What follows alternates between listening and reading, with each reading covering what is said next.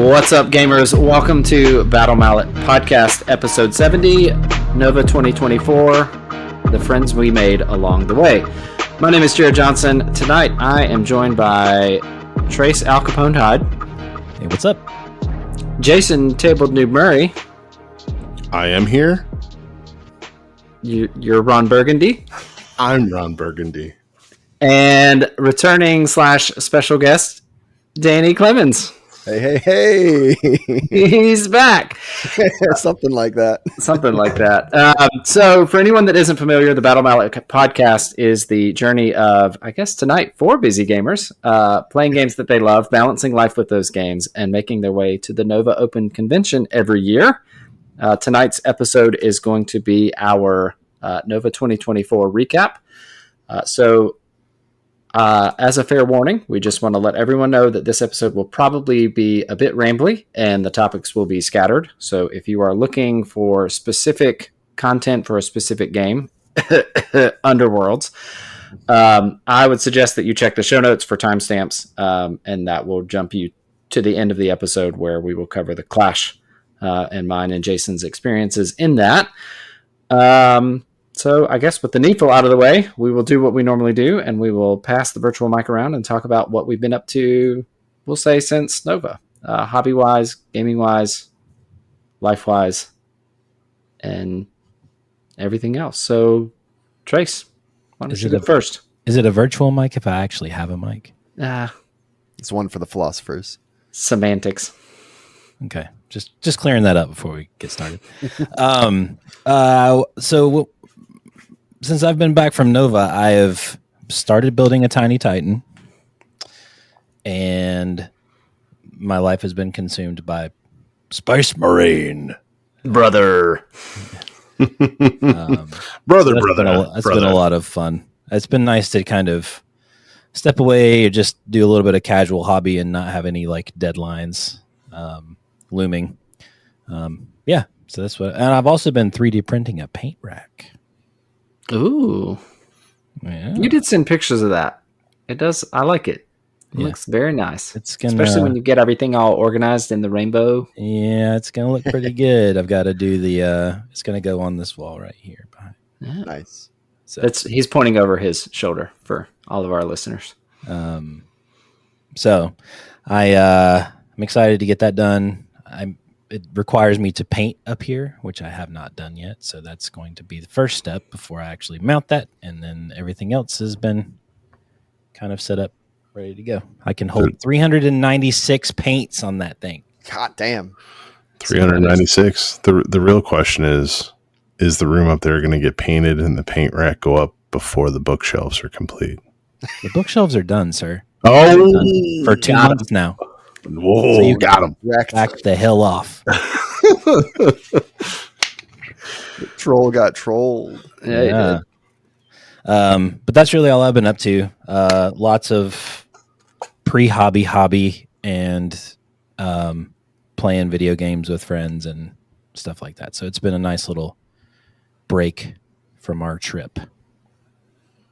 Jason, what have you been doing? Working. So I don't know what the hell happened, to take a couple days off, but lots of work, lots of travel. As soon as we got back, I had rides and more rides, visitors, I should say, executives with the company came in, and then family got in the way, which is Emmett and Aiden. We're already back to school. So for those that are not from North Carolina, we have year-round school. So they went back before we went to Nova. But then all the sports picked up. So flag football for the little man, first year for that. Volleyball, which I coached today, and that was super fun. The bump set spike. The girls were super happy that Emma's dad was running practice. No, they were not. Run the stairs. How did you know? You must have been there. And then between dance, chorus, school, all that work, really not a lot of hobby, plus Space Marine. So Space Marine came out, and for those that don't know, Space Marine 1 is kind of like what got me back into 40K tabletop. So Space Marine, then moved on to this wonderful program called Vassal and played some 40K on that. Then I bought this codex, a Chaos Space Marine codex, because I wanted to play in that format. But in the back of that, there was like a list of shops like that, and we have one in Raleigh. And then I met these three knuckleheads, and the rest is history. So to have Space Marine back in my life is a good thing. It is in my opinion, a very well paced game. So you have the single player, which is fantastic. You can play that through with three people. You have a kind of a horde mode, which can also be played with three people.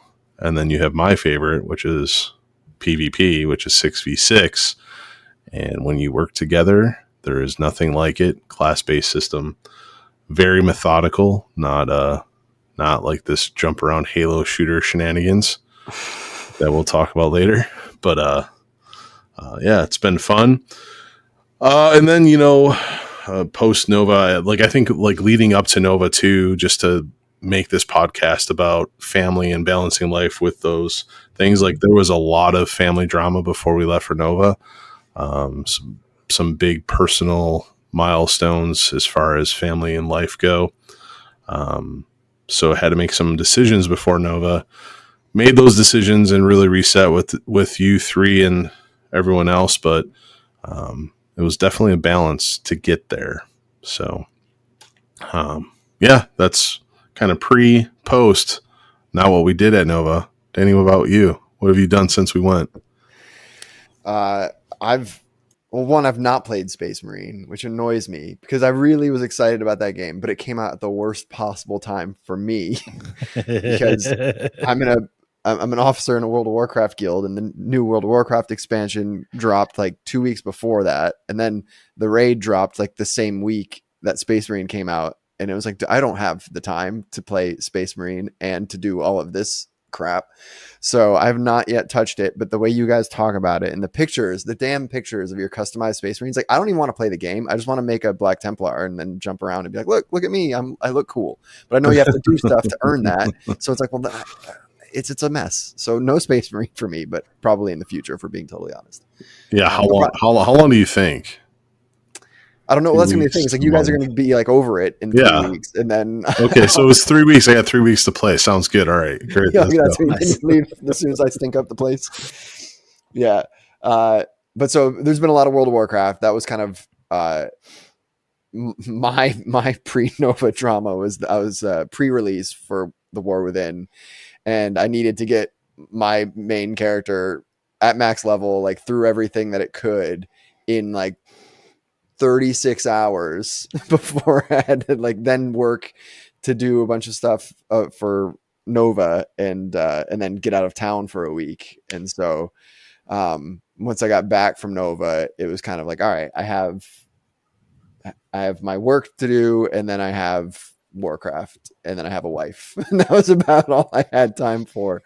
And then my wife left and went to London for a week and just got home yesterday. So it's been just me and the dogs for the most part. Yeah, so then you got caught up in World of Warcraft. That was perfect, right?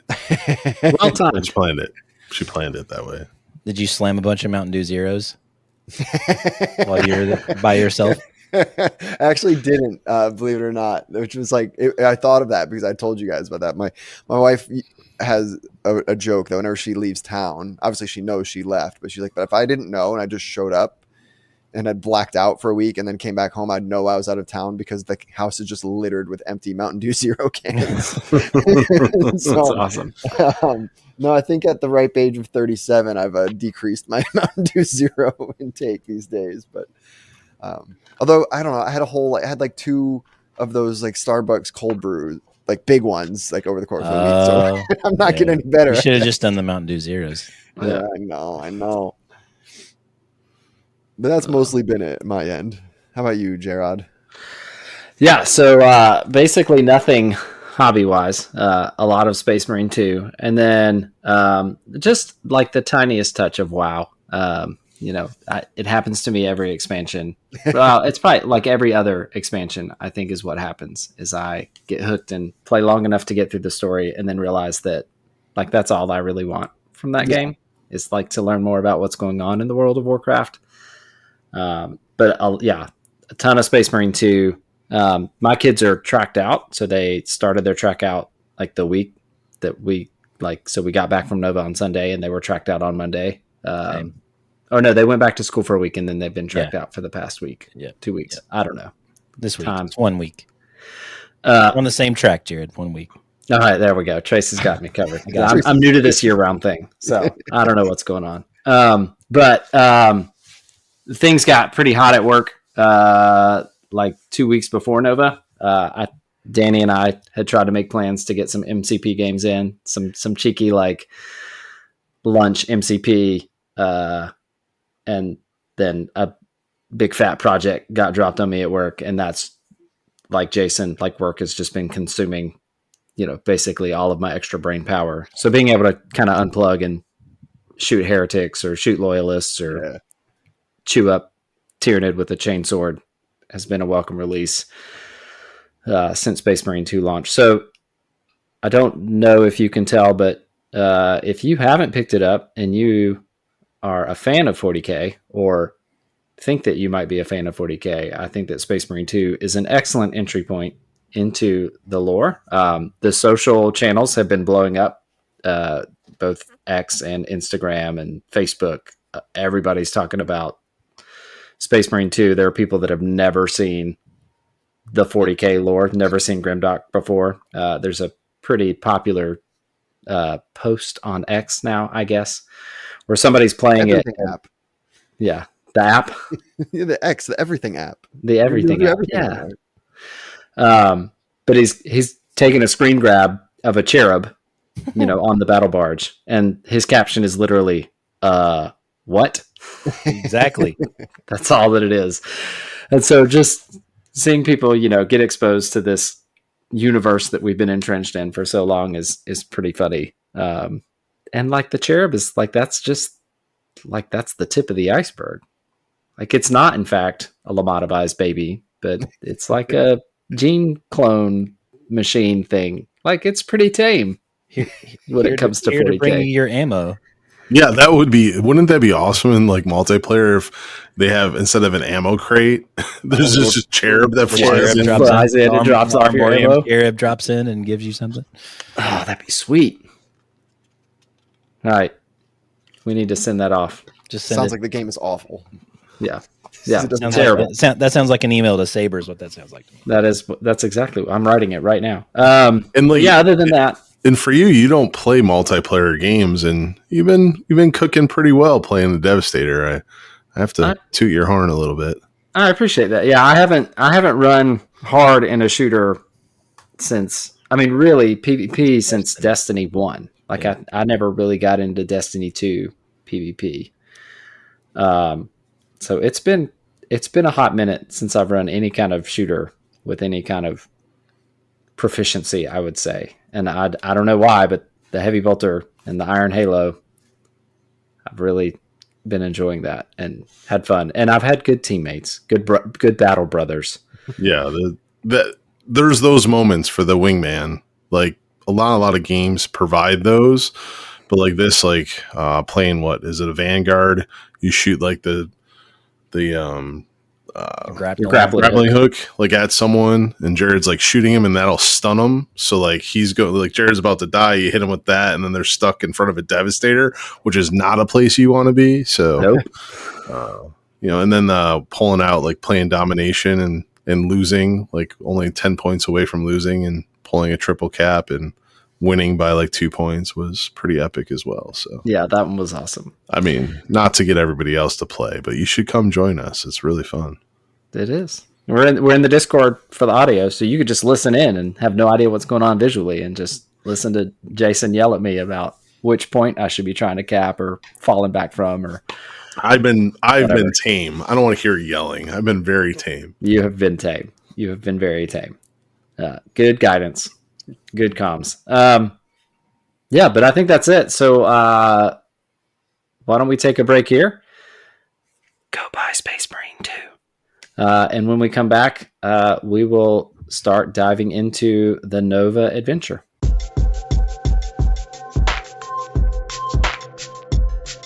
And we're back.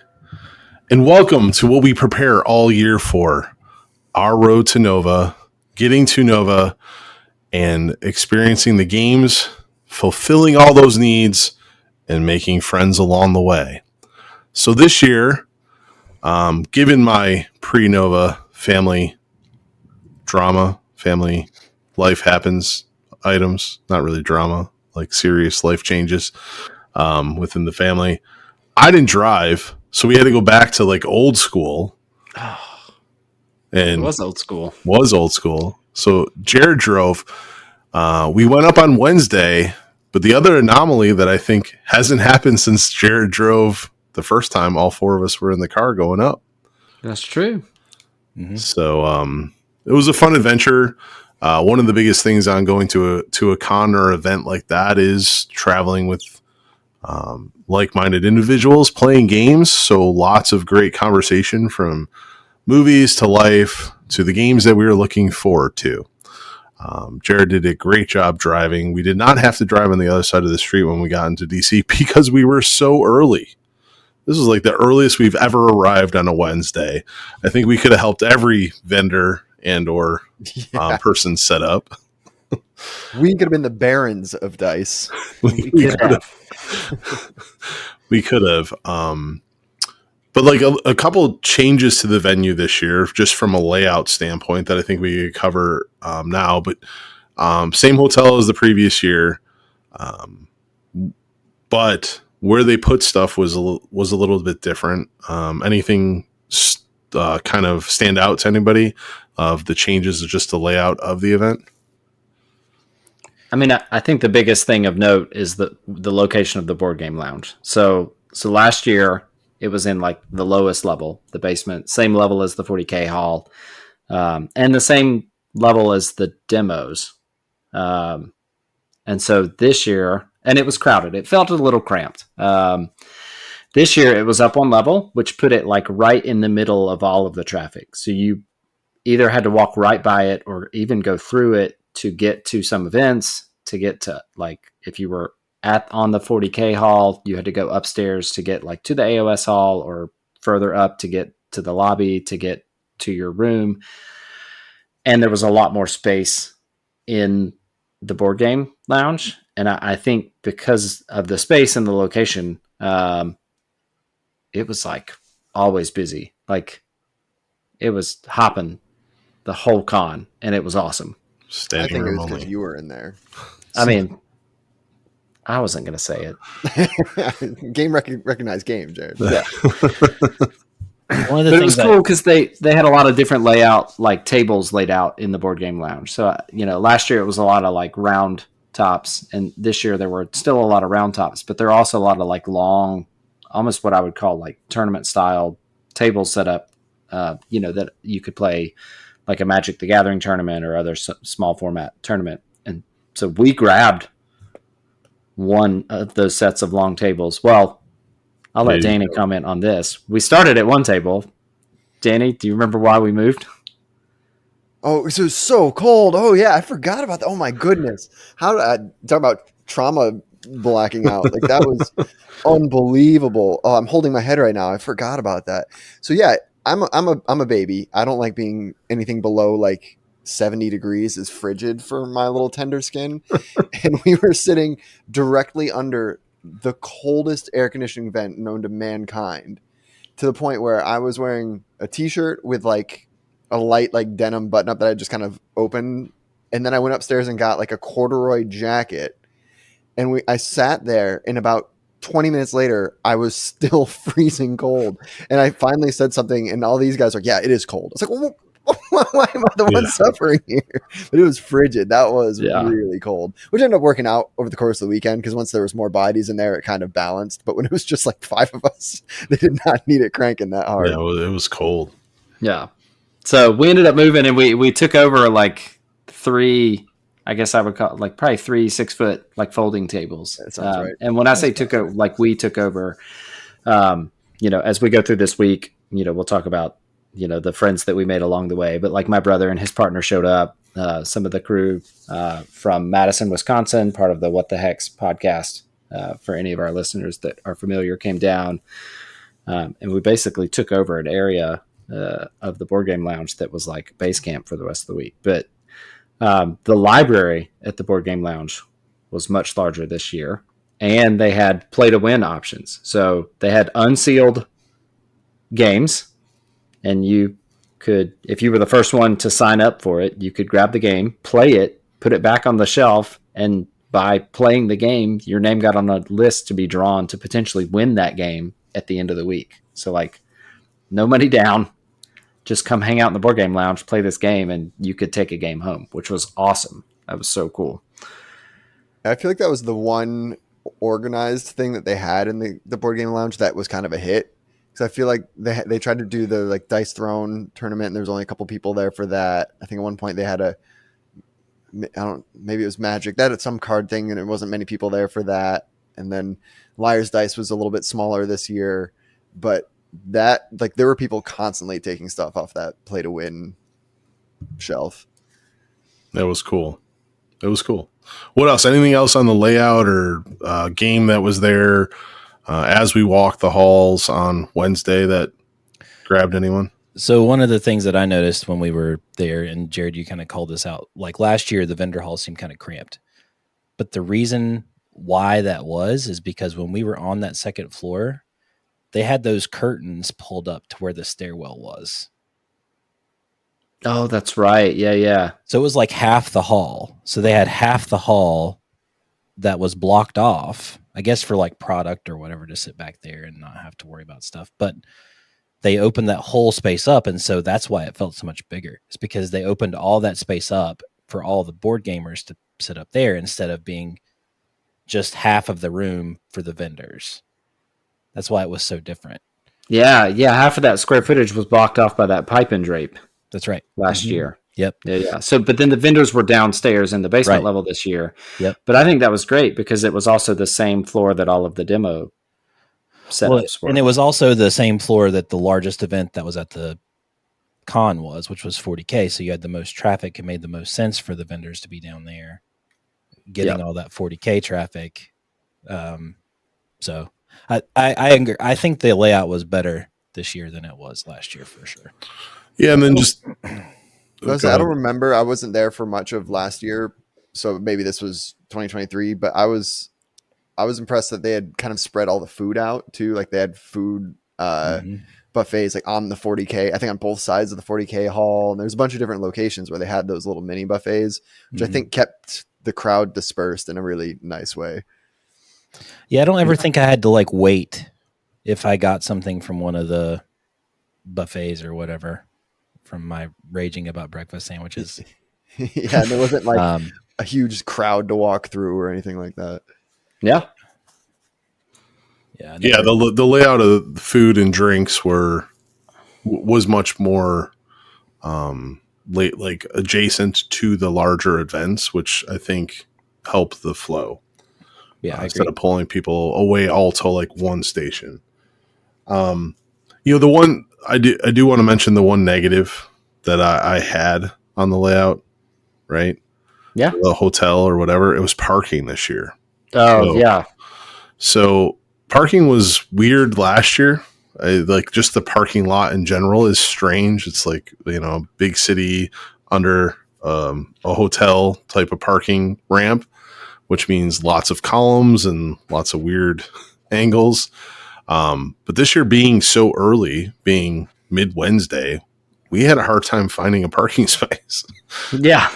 So we did. And apparently, so from murmurings that I heard throughout the rest of the weekend, was like under the hotel parking was basically full for the rest of the week. Like there were a bunch of people that had to go to all of the overflow parking.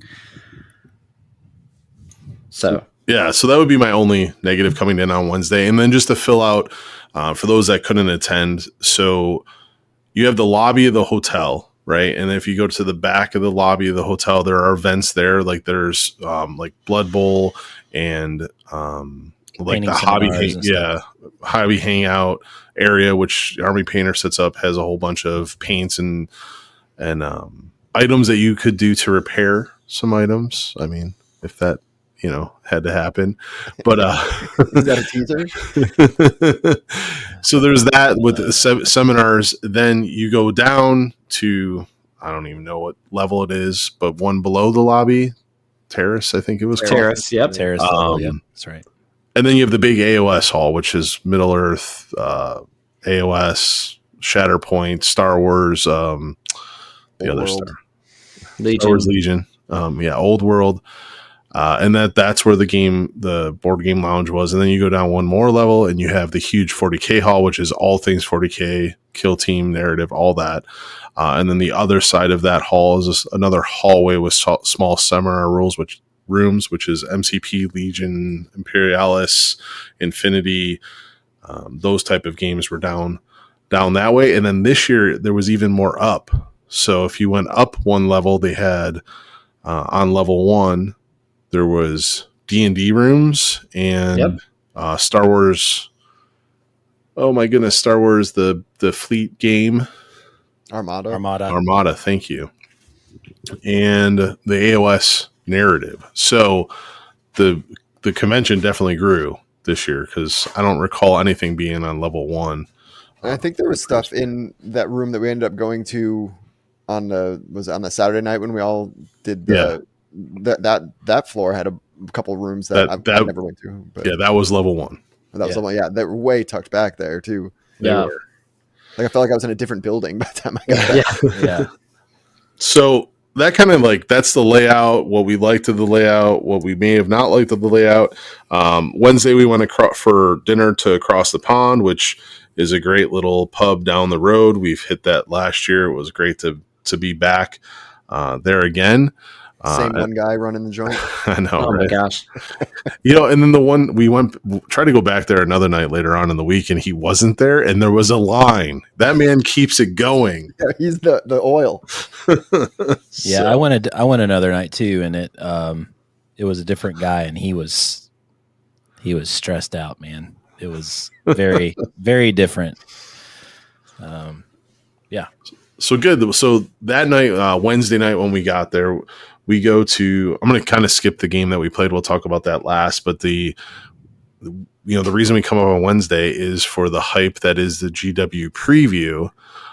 So we all go in there, and we get these little cards and a coupon and a coupon. Yeah. Tasty coupon. So these cards are tarot cards. They hand them out as everyone's walking in. And, I just thought it was like a piece of swag. But then we sit down and we start noticing that not every tarot card is created equal. And then the hype begins. Because, Jerod, what tarot card did you have? I'm trying to remember. I think originally I had the Galaxy. Okay. I had Galaxy. Oh, so there was a double Galaxy. Oh, interesting. I had Galaxy as well. We had triple Galaxy. Galaxy. Then I didn't have Galaxy. I had something else then. Yours was Knight. I had the Knight. That's right. Yep. The Knight. So we had the Knight, 2 the Galaxies, and then Jason. I had the Astartes. I'm an Astartes. All you guys Astartes. just aspiring to be Astartes. But anyway, throughout the crowd, people were trading these cards, and I think a couple of you guys traded it. Jared, didn't you end up with the Tree of Life or something? I did. Yep. I got the Tree of Life. I traded for the Despoiler. Ooh. Which I was like, well, this one sounds like it could be important. Spicy. Yep. I didn't trade. I just kind of sat on mine. Trace is like the Galaxy for the win. Because I'm going to be honest, I thought these tarot cards were going to be like the show. I thought at the end, if you have the Astartes, here is a complete line, a company of Space Marine miniatures for you, just for getting this tarot card. That might be a little rich. I'm sitting there. I'm ready. You get one Astarte. You are the Astarte. Yeah. But they tried with the preview, so I don't believe we have to go into detail, but they tried some new things. They tried some Kahoot. Well, all right. So the one thing, and it was fun, is so if you have participated if you've watched the live stream of a preview, usually the moderators are running trivia before, right? Like it's just for fun, for bragging rights. Well, in this case, they actually ran similar trivia questions based on product line, but they kept score. So it was like an online, web app. It's So you called could actually Kahoot. It's called Kahoot. called Kahoot. But people actually won, and so like people won like boxes of Skaventide. Yeah, Skaventide Yeah. boxes. There was Skaventide boxes, and then there was kill teams, and then spearheads. They had Spearheads. Yeah. So I mean, like legit prizes for knowing your stuff in the trivia. But leading up to Nova, one of the things that we noticed was that a lot of the previews at other events were just getting canceled. So we didn't even know if we were going to have a preview. And then Jason, I don't know if you want to give your thoughts on. No, he's like, no, I don't want to talk about it. We wonder for Games Workshop if maybe the juice isn't worth the squeeze when it comes to producing the previews, for getting staff out for the previews, whatever the case is. But Nova had one this year, and we got to hear from the designers of the games, which is, I think, always cool. As they talk about new lines. Some of the pre-recorded stuff was interesting, so I don't want to take anything away from that. And like, because you're going to put it out there, I guess I have to elaborate on it. Like, GW is a business, right? Like, so what does the preview generate from a revenue return standpoint? And that's where the coupon comes in. They open the shop that's at the event. Like, that's where they get their return from these events. But labor is the number one cost to any company. And to put on these live events is not cheap. Now, Nova is not a GW event, right? It's an independent tournament. So, but I do think that that's where some of the content is not as in depth as it was before, because that can be released in different mediums, which does not cost as much capital investment to produce. Or if you do produce, you use it in multiple streams like they are doing for the previews and the online previews and such. Because to my knowledge, there was like 3 event staff there. So just a, tinfoil hat. Again, it was nice. It's an ebb and flow. And I was very appreciative that Nova was lucky enough to have a preview go on. But we'll see where those go going forward. And it's always cool to like see the stuff on a big screen with the big speakers and all that stuff. Like there is a novelty value into seeing it at a higher quality like that. But it was definitely, it was a far cry from my first ever GW preview where Sisters of Battle were taped under our chairs. Yes, that's true. And the likes of Adam Troke and Andy Chambers and Jay Clare. There was a bunch of people there. Yeah. Yeah. And then a bunch of GW staff and stuff. Yeah. Yeah. So Jason, what you're saying is that you would like to see a roadmap of the previews for the next year? Yes, give me a roadmap of the previews that you're going to show me a roadmap in. There will be models. There will be released by a model making company sometime over the course of the next year. Perfect. But I also like, all right, like, so, but my tinfoil hat is, I think they're going to pivot the preview, like a real substantial preview, like we had back in the day at Nova, to their own events. Yeah, I think so too. Because they're already going to have their staff there. It's not like they're having to fly out other people, and it's their stuff. It's their stuff. Another drawing point, right? Like it's another reason to come to their tournaments rather than something else. Yep, I agree. And again, all that with, they gave away a lot of stuff. Like, yeah, I don't want to come off like I'm not trying to be glib here. It's just, there was some funny things that I think everybody, even if you probably got the GW people that run these events in a cone of truth, and they're like, "Hey, were you satisfied with that?" I don't think that a lot of them would be like, "Oh yeah, that was an amazing preview. Like it was one of the best we ever did." Sure. So, but then so we leave there. We walk through the Warhammer shop as we always do. But we also got to play a game this wonderful evening. It was our first game in the board game lounge where we're all freezing, even me as the furnace of the group. I was cold. Dan, you want to walk us through it? Yeah. So this is a game that I bought on a whim. It's called Marvel Remix because it had the Marvel branding. So your boy bought it. I am an easy mark.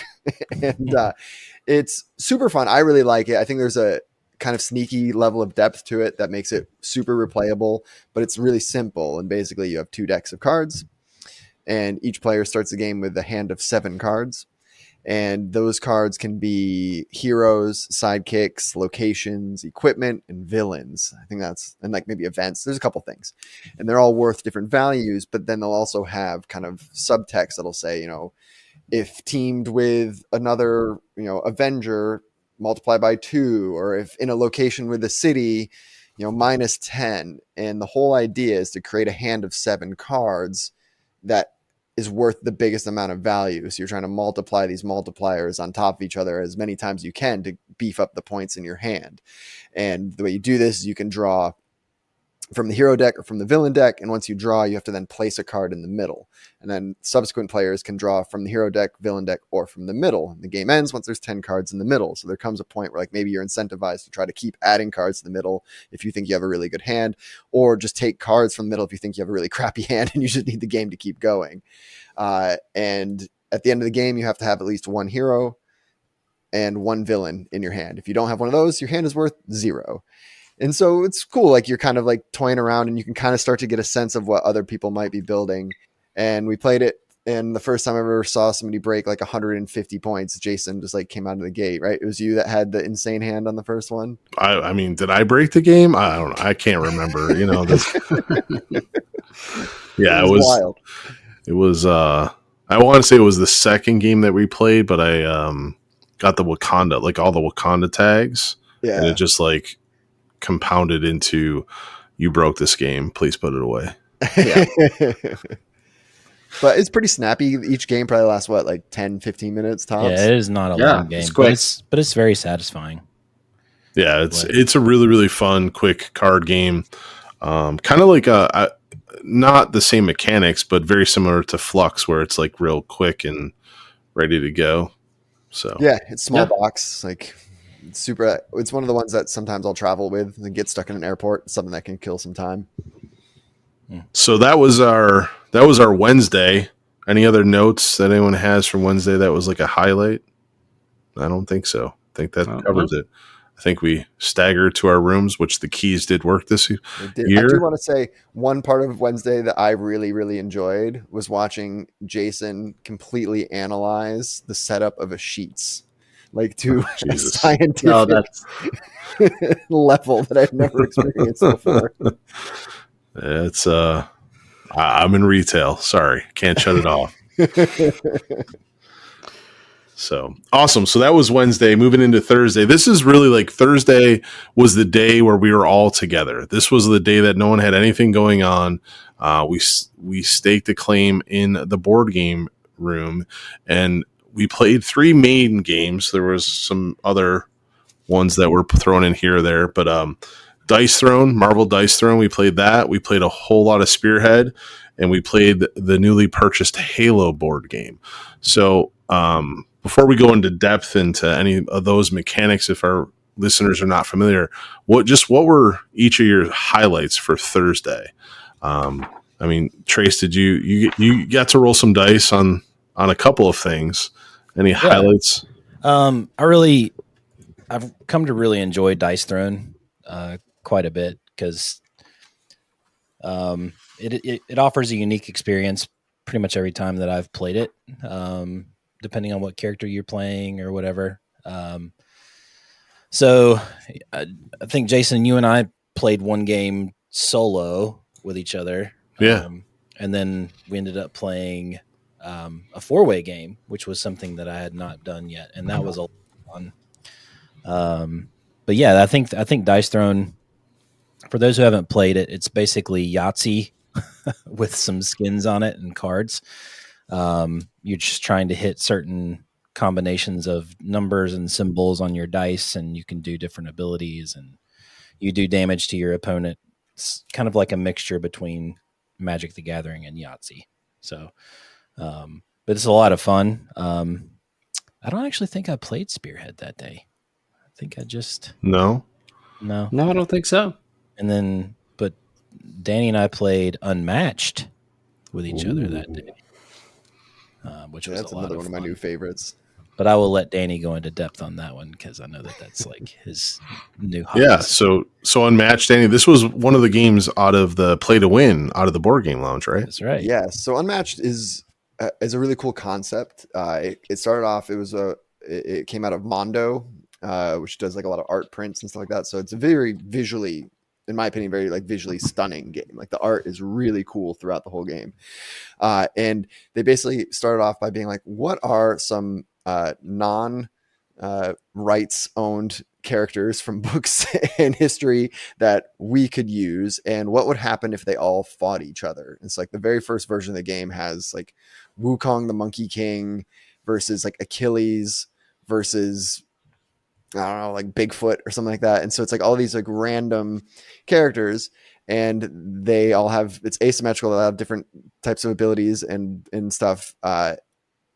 And they battle, and then the winner is the winner. But they've now since kind of added all these different expansions, and as the game's gotten popular, they've been able to help, secure IP deals. So now, of course, they have Marvel stuff, which makes me very happy. But they also have Jurassic Park expansions. They're coming out with the Witcher expansions. They have a Buffy the Vampire Slayer. There's a Ninja Turtle one coming. As I say, the one that the four of us are all very excited about is a Ninja the Turtle like campaign. The Ninja Turtles campaign.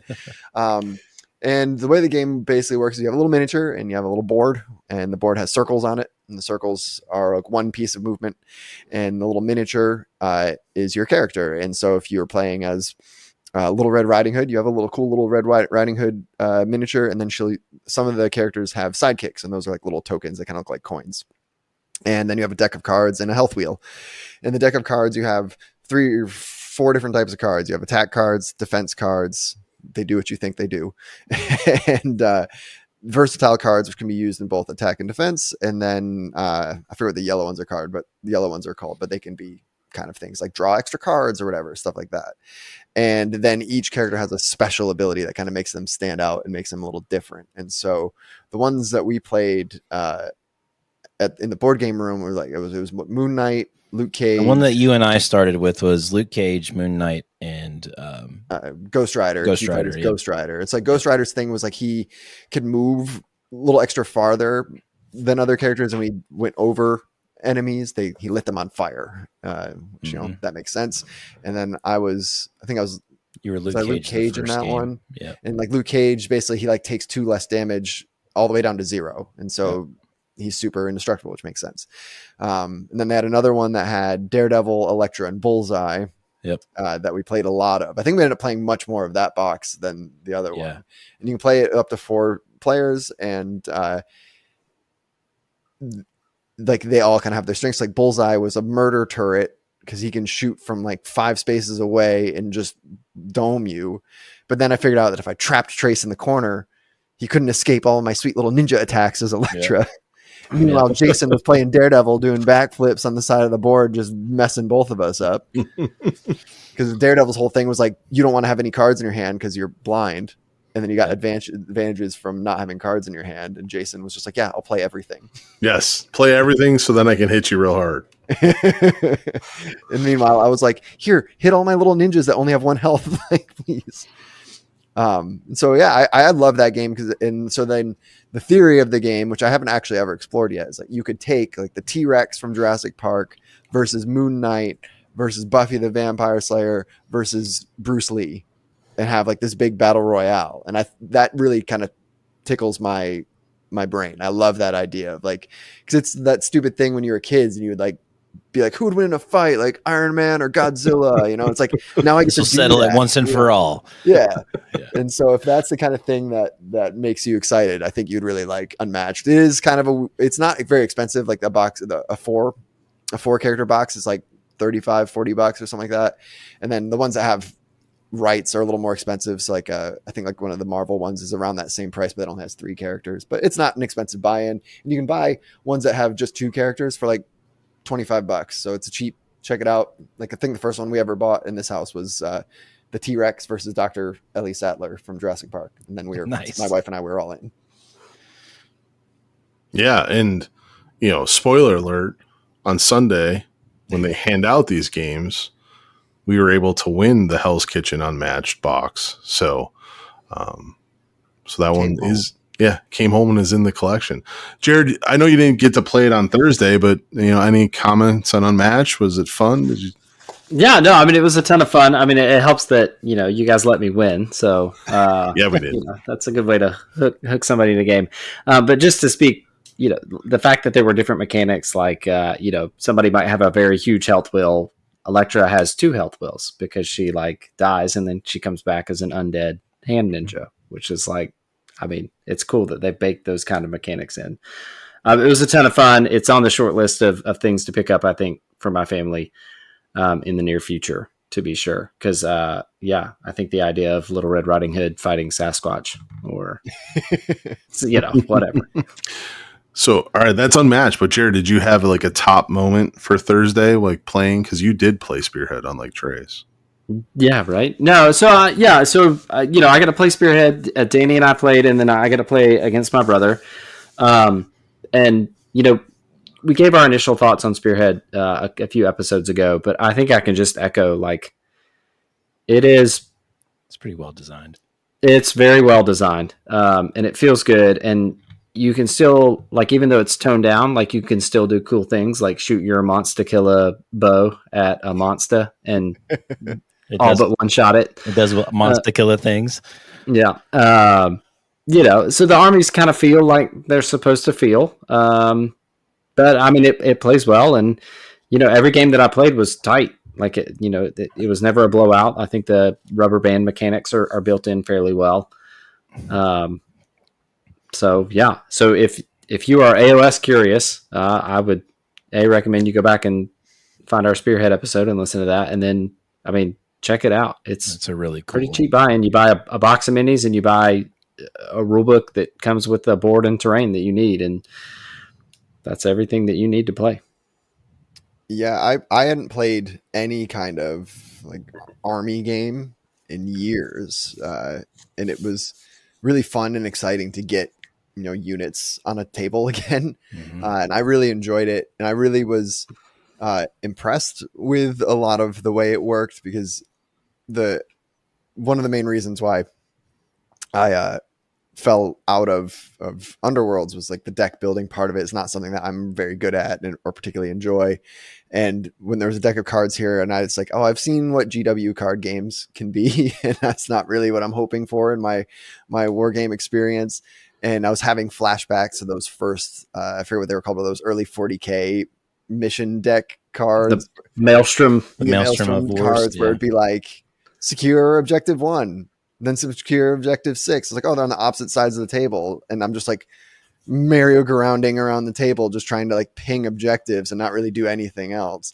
But this felt much more cohesive, and I liked that if you didn't want or couldn't really feasibly do that objective, it gave you had the power to do. Yep. And so the only thing that I had had mild criticism of was my giant monster killer bow.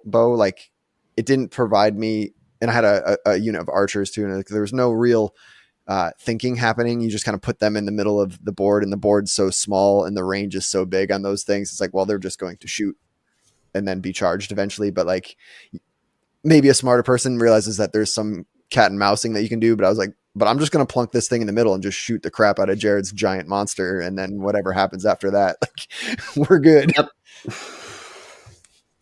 Yeah, and Jerod, you made a really good point of it, I think, on the car ride home about Spearhead in playing Justin.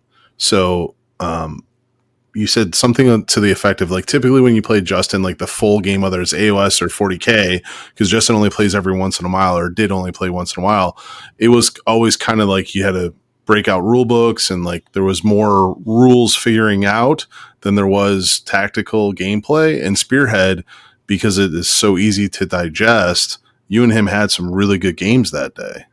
Yeah, no, and that's true. When you're playing a big AOS game, you've got whatever your 9 different units on the table that you have to know all of the stats for.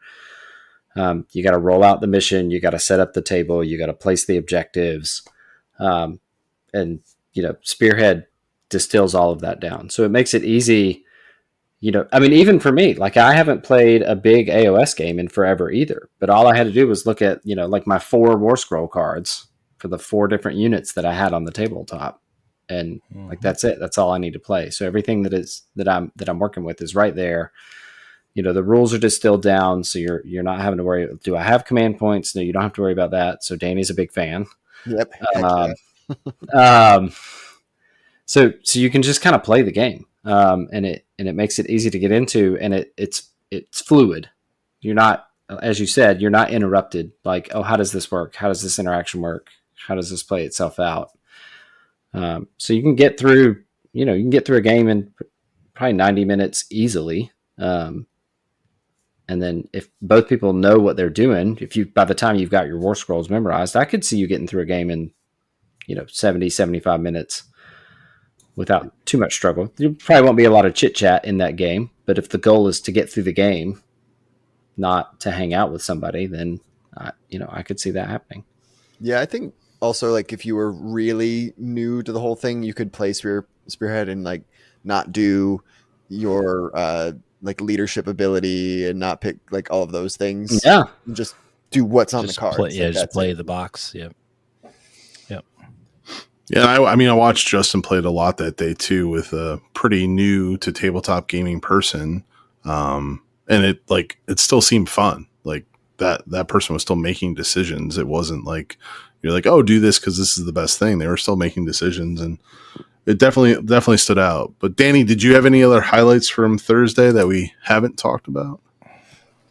Nothing I can think of. It's just like I was going to play. So initially, there was a moment where we didn't know if Jason was going to be able to make it or not, and was under the impression, for some reason, I thought Jerod and Trace both were booked on Thursday, and so when Jason was maybe not going to make it to Nova, I was like, well, crap, I don't want to just sit around staring at the wall all day by myself. So I had initially signed up to play AOS, having never played a minute of AOS. So I'm thankful that It's a brave the soul, day sir. ended up saving me Brave from soul. from doing what I ended up doing, as you'll hear later, going into an event and being like, I've never played this.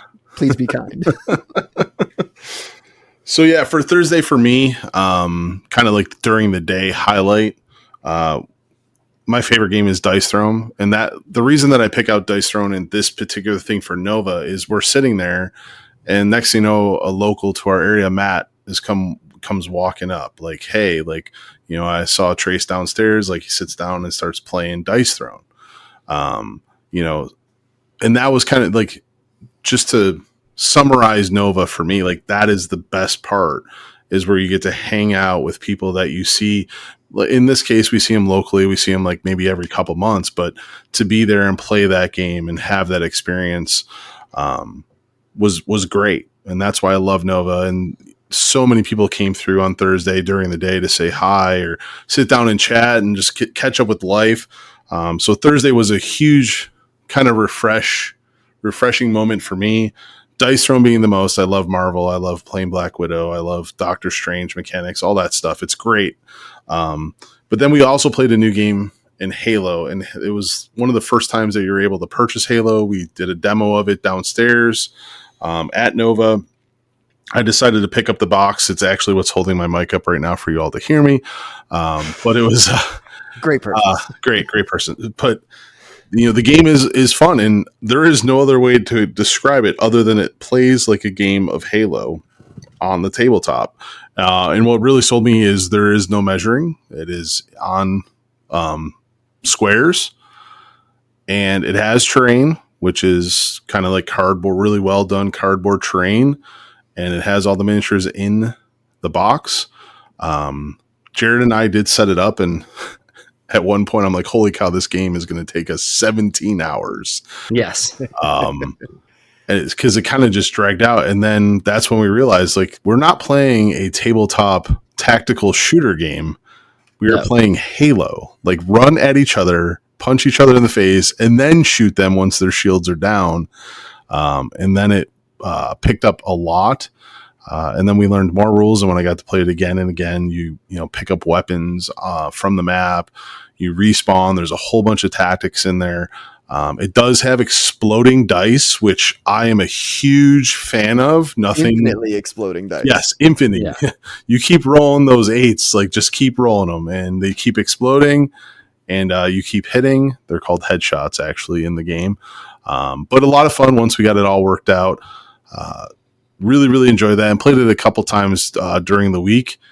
But then, as the day kind of wound down, and we were waiting for the What the Hex crew to show up, we decided to go to dinner.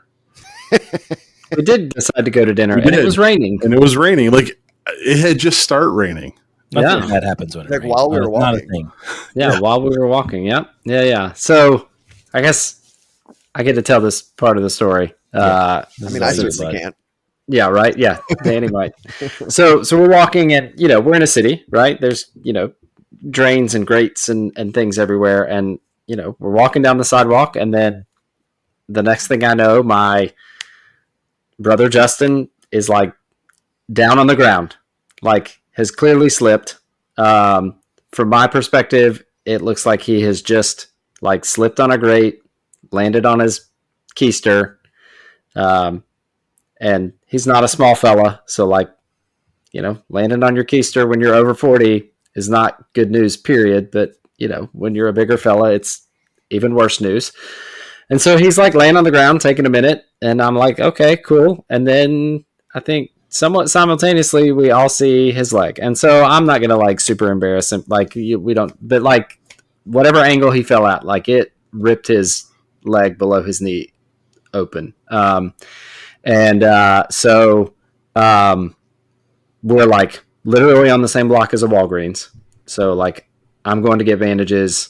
I come back up, and I gotta give Trace. I gotta give you props here, man. You're like healthcare training. Like it just flipped on. Like you were doing exactly what I see. Like what I've seen EMTs and first responders and lifeguards, like all of these like frontline healthcare workers, ER nurses, where somebody has clearly experienced physical trauma, that you just engage them and you keep them engaged on anything but the trauma that they're experiencing in that moment. So like you're asking my brother about anything and everything, like in a cool, calm, professional manner. You're asking about his truck, like, and I'm sure you're interested in his truck, but like the goal is to keep him like active and engaged in something completely different. So That's right.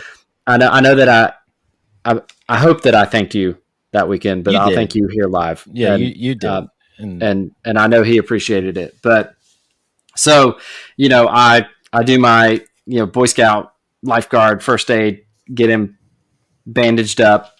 Danny's over in the corner dry heaving because of blood. It is not pretty. It is not pretty. I genuinely felt bad. I apologize to everybody. I was like, I wasn't like, because we had a few sodas throughout the course of that day. Some sodas and coffees. Some coffees. And so I was not like my normal self, and I didn't want people to think that I was just like, screw this, I'm leaving. But I was like, no, I'm feeling sick looking at this. I've got to move. I got to walk away, get some air.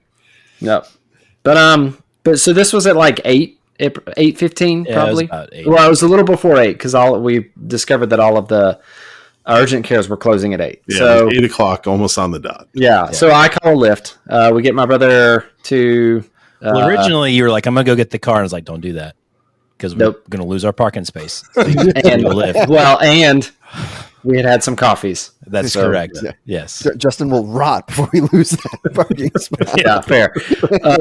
But we end up at where did you send me, Trace? I don't even Howard. You sent me to Howard. Right? Howard. Yep. Yeah. So we end up. They had the slightly better reviews than George Washington. And I was also thinking Howard's probably a smaller university, a smaller ED that's not a level 1 trauma center. So I was trying to think about all these things that, this is where your professional training comes in. So we end up at Howard University Emergency Department. And by the time it was all said and done, we were only there for 3 hours, and it probably could have been less. About an hour of that was us getting handed off from triage to imaging. Did not go under protocol. So basically my brother did not exist in the system for about 45 minutes. But anyway, we get him taken care of. He gets stitched up. We get back. His whole lower leg is wrapped in bandages. And yeah, so, high and a low. I got to take my brother to the emergency department, but so that's the low. But the high was that, like, all things considered, to only spend 3 hours in an emergency department, after 9 o'clock at night is it's pretty good. So my favorite part of this story is not that Jerod had to take his brother to the ER or that Danny could not even look to his right. We're on the street and like we obviously have it handled, right? Like it is a traumatic situation and it's a deep cut. Like it is what it is. But this gentleman passing by, and I hope you're listening to this. You're a con attendee. Right? Stops, looks at it. Like, oh, he fell. Yeah, he fell. I'm a doctor. You want me to take a look at it? I'm a doctor. Yep. You know what? That needs stitches. And walks away. Thank you, doctor. We had established this for my non-trained eye that we need stitches. I didn't even know that happened. That's amazing. Yeah, we didn't tell you that? No. Oh yeah. That's awesome. Oh yeah. I'm a doctor. It needs stitches. Well, the best part, I don't know if you noticed, Jay, but that part is like he had walked by going up the hill and then turned around and came back to do that. It was a perfect Dr. Pepper commercial where he was like, "Trust me, I'm a doctor" type deal. Oh my gosh, that's awesome. I stayed in a Holiday Inn Express last night. That's right. Yeah, That's, right. Yes, definitely Holiday Express That's vibes. beautiful. So while Jerod had to go deal with that, we went, and that was the night we got pizza, right? Yeah, we got giant pizza slices. because Trace bought a huge pizza for when Justin and Jerod got back. We get back to the board game room, and What the Heck's crew shows up. So got to meet all of them and stay there for a couple hours chit chatting. And then Danny learned how to play Blood Bowl. Did I? I had a very beloved on this channel, a guest star on many an episode, the one and only Jerod, who had also had a few sodas and coffees, I think, at that point, trying to teach me Blood Bowl in his phenomenal accent and like aggressive hand talking, but skipping over so many rules throughout the process. And Jimmy just gently shepherding him back to certain things that you need Jimmy, to know. my favorite part of that whole experience was Jerod being like, "Okay, so you're going to do a pow and you're going to run and you do," and he's like explaining this thing that was like trying to figure out running before crawling. And he rolls the dice. He's like, "Oh, that's not good." And I'm looking at these symbols. They're like Greek to me. They mean nothing. And I remember Jimmy just being like, "Well, Jerod, just tell him what the face of the dice. why don't we explain what the dice mean first?" And this was great. Like half an hour into my tutorial on Blood Bowl. It was great. At like 11 o'clock at night. That was like my favorite fly on the wall experience over the week, was just like watching that whole thing happen. It was excellent. It was excellent. Yeah. None of us were in any state. Like I think Jimmy had been there he landed shortly before that, and he was like pretty travel wary. And Jerod was doing his thing, and I had been out and about too. And so it was probably not the smartest idea we had, but it was fun. But you had to learn because Friday you had to get up and play in the Blood Bowl event. I did. Cool. So that was another one of those things where like Jerod said, life got kind of busy, and Jimmy and I played an awful game of like cat and mouse where we were not connecting whatsoever on our schedules. We were supposed to play Blood Bowl a few different times, so that my first lesson wasn't the night before at Nova. But it just never came to be. A lot of it was my fault for weird schedule stuff, but 'tis what it is. And so yeah, then I went and did the Blood Bowl beginners sevens on Friday at like 9 a.m. And it was a lot of fun. It was Jimmy and Jerod also did it, and it was kind of like Jerrod's thing. He wanted us to play it. He was very excited. He loves it. He plays in Spain and all that stuff. And it was a really interesting experience because I've always loved the idea of Blood Bowl, but I've never really played it. I played it once before that, back when they first re-released it back in like 2016 16 or whatever that was. Yeah, I don't even think sevens were a thing then. No, it was full Yeah. Blood Bowl, and I went to a thing at Atomic, and they basically did like a learn to play thing, and so I didn't even really like play a game, right? It was kind of like they held my hand through it.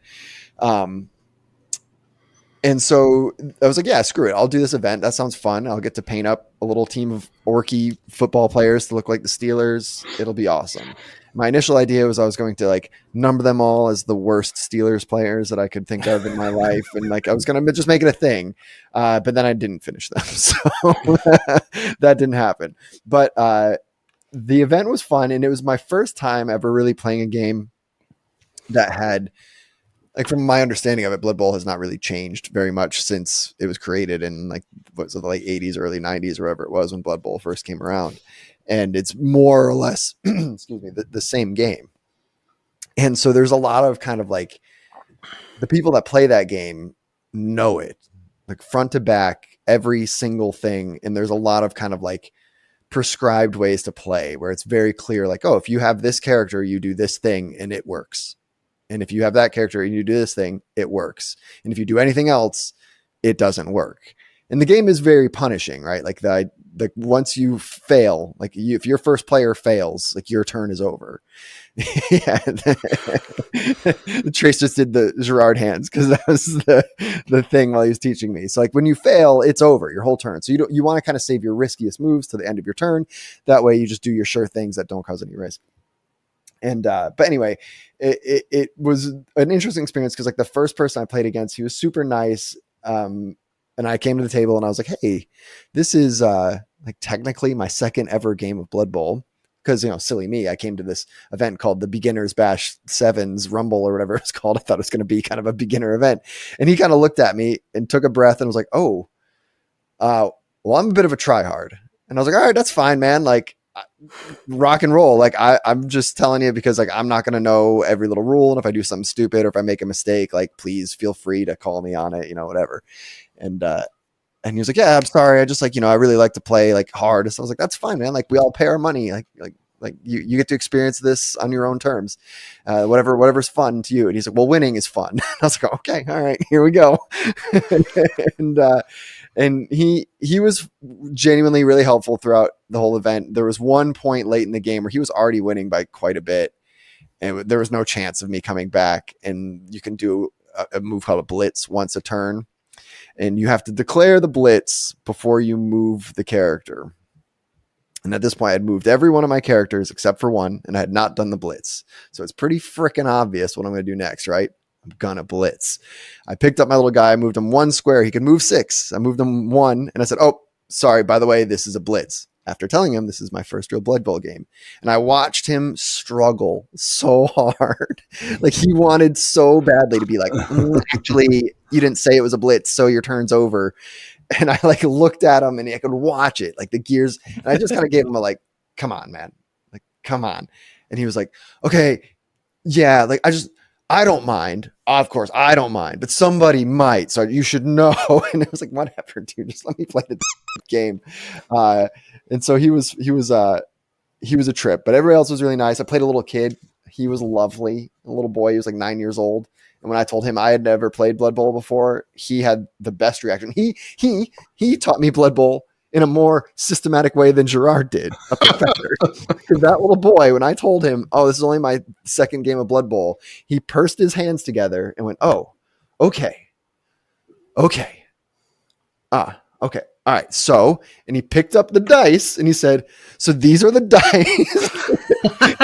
At which point I was like, no, his name was Arlo. I was like, oh, Arlo, I know the dice. I just mean like maybe some of these rules things I might screw up. And he's like, oh, okay. So he actually started with the dice, but I ended up not winning a single game of Blood Bowl. Drew against the 9-year-old, lost against everybody else. But it was fun. And the last guy I played had a really fun Buffalo Bills themed team that had all very like punny, cornate names that were Bills players' names that I immediately sent to Jason because I was like, you need to see this. This is awesome. Yes, they were very cool names. And except Josh Allen was Josh Allen. Josh Allen. He wasn't like Smash Allen. He was Josh Allen. Well, good. So Friday, Trace, anything stick out for you on Friday? Like highlight? So Friday, Jerod and I played a game of Spearhead. It was a very, very tight game of Spearhead. There was lots of absolute carnage early in the game. Yes. He charged across the field and promptly destroyed my chariot before it even moved. And then it was a very good game. And then I kind of returned in kind and got his big monster down to like 1 wound early in the game as well. So we both lost large pieces early, and then it was just a grind for the rest of the game to try and kill things that get to either come back or get debuffed or whatever. So it was good, but at the end of the game, like it was this odd moment, and I've been working on, just as a player, trying to play with my opponent and not against my opponent. So like I know that there was a couple times that like Jerod was doing something that I was like, tactically you might want to do this instead. And like we just had like nice dialogues throughout the game. But then towards the end I was like, I'm not going to win this game. And just kept playing through, and like it ended up being 1 point difference between Jared's score and my score. But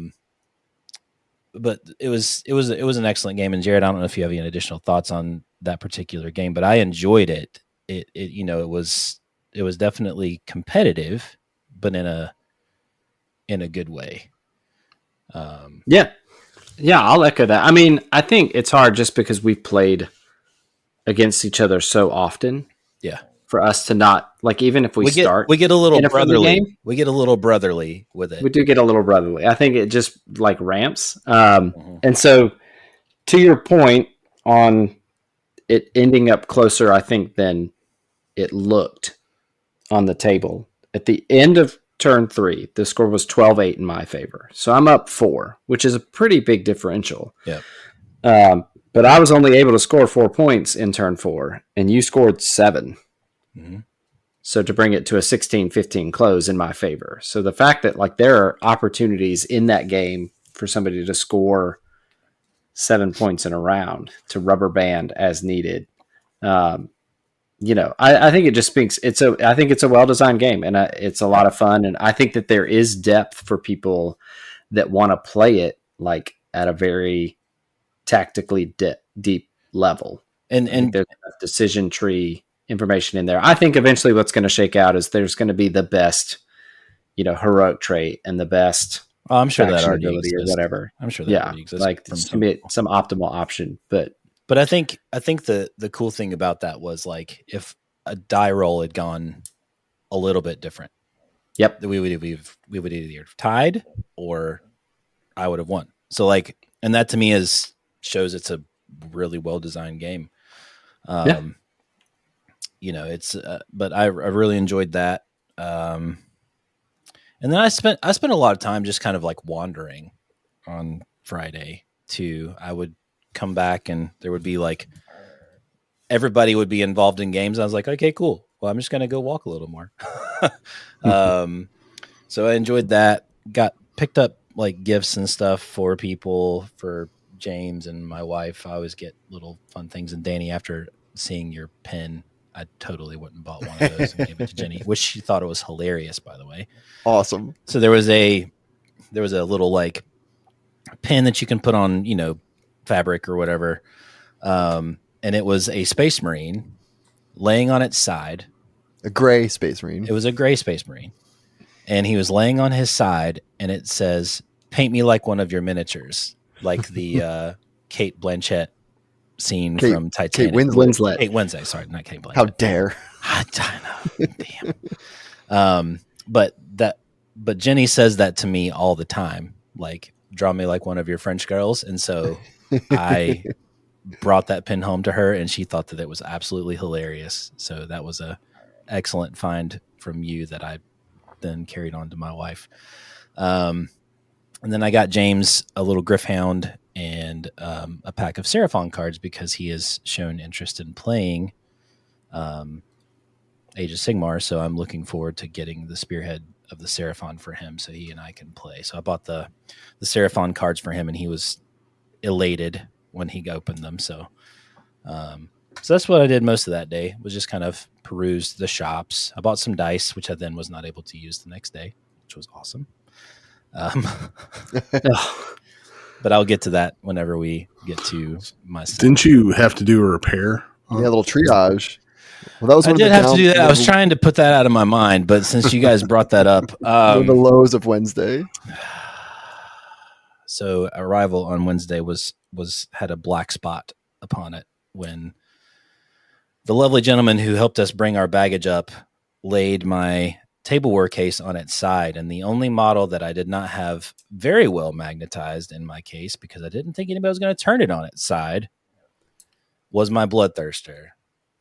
And my Bloodthirster, when we got it into the hotel room, had some broken stuff on it, including his flail, which is not an easy part to repair. It is a tiny connection point.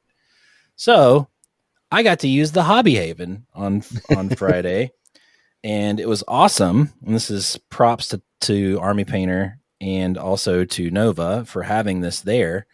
They just have these free tools that you can come and use. So I bought like a little packet of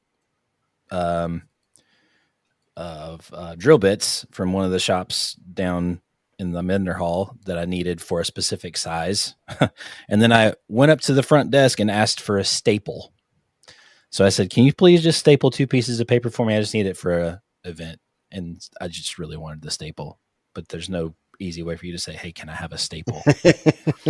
So I said, can I have 2 pieces of paper stapled together? I know it's a very odd request. And the lady at front desk was, absolutely, sir. Stapled it and handed it to me. And then I promptly pulled the staple out, cut it, and pinned the Bloodthirster. I also had to pin a couple of Furies because they were casualties from where the Bloodthirster fell on them because they're super fragile models. So I had to pin some ankles. And then just because I needed to do some paint touch-ups too, I had the paint there from the Hobby Haven. So it was a great little opportunity to use that space. Yeah. So that was something else I had to do. That was my early morning event before Jerod and I played our game of Spearhead. Yep. That was nice. Jerod, what about you? Your highlight for play? Yeah, so our game of Spearhead actually got interrupted because I went to go do a 1 hour speed painting competition with my brother and his partner Ashton. So so that was fun. So I grabbed a little Fennec Fox Monk and painted that up with the Army Painter speed paints. And I will say that Speed Paint 2.0 formula is better than Speed Paint 1.0 because the Speed Paint 2.0 doesn't reactivate all of the other paints on the models. So kudos to Army Painter for that. And then I think it took me about 40 minutes to realize that one of the other paints you could mix into the speed paints and turn them into what felt like a normal acrylic paint. And I wish that I had discovered that like 15 minutes into the session because then I could have spent 45 minutes painting in my traditional style instead of trying to make the speed paint work. But it was a lot of fun. And I got to sit next to my brother and Ashton, and there were I think like 8 or 9 of us total doing it. And of course, me, my super introverted self, I didn't speak to anybody else the entire time that I was painting. I definitely wasn't heckling anyone or giving anybody grief or clearly not commenting out loud on conversations that we're having at another table. Definitely did not do any of those things to try to drum up engagement and excitement in the event. But yeah, it was a lot of fun. And now I have this cool little Fennec Fox that I painted up that is going to live on my shelf, and I can say, hey, I painted that in an hour. So that was a lot of fun. And then there was a lot of board games being played. There were a lot of board games being played. And this is when so the crew from Madison, Wisconsin, out of the What the Heck's podcast, so Skylar and Davey and Phil and Phil's son Emmett were all there in force. And playing lots of board games. There was a bigger board game that was being played at one point, and was Friday the night that we played. Nope. Friday was not, but Arcs was being played. That was the game. Arcs was being played. So did you guys play the Haunted Mansion game that day? That was Saturday. I think. No, this is Friday. Oh, that was Friday. Okay. Yeah, so you get back, and they were playing Arcs, which I was observing, and that was a lot of rules, but very, very cool. And it's always great to see a large game like that played. Davey was kind of the moderator and walking people through it. His son Emmett was killing it, knew a bunch of rules, and but to see kind of this long epic battle on a traditional like 3X style board game was a lot of fun. But then when you got back, you played Betrayal at House on the Hill.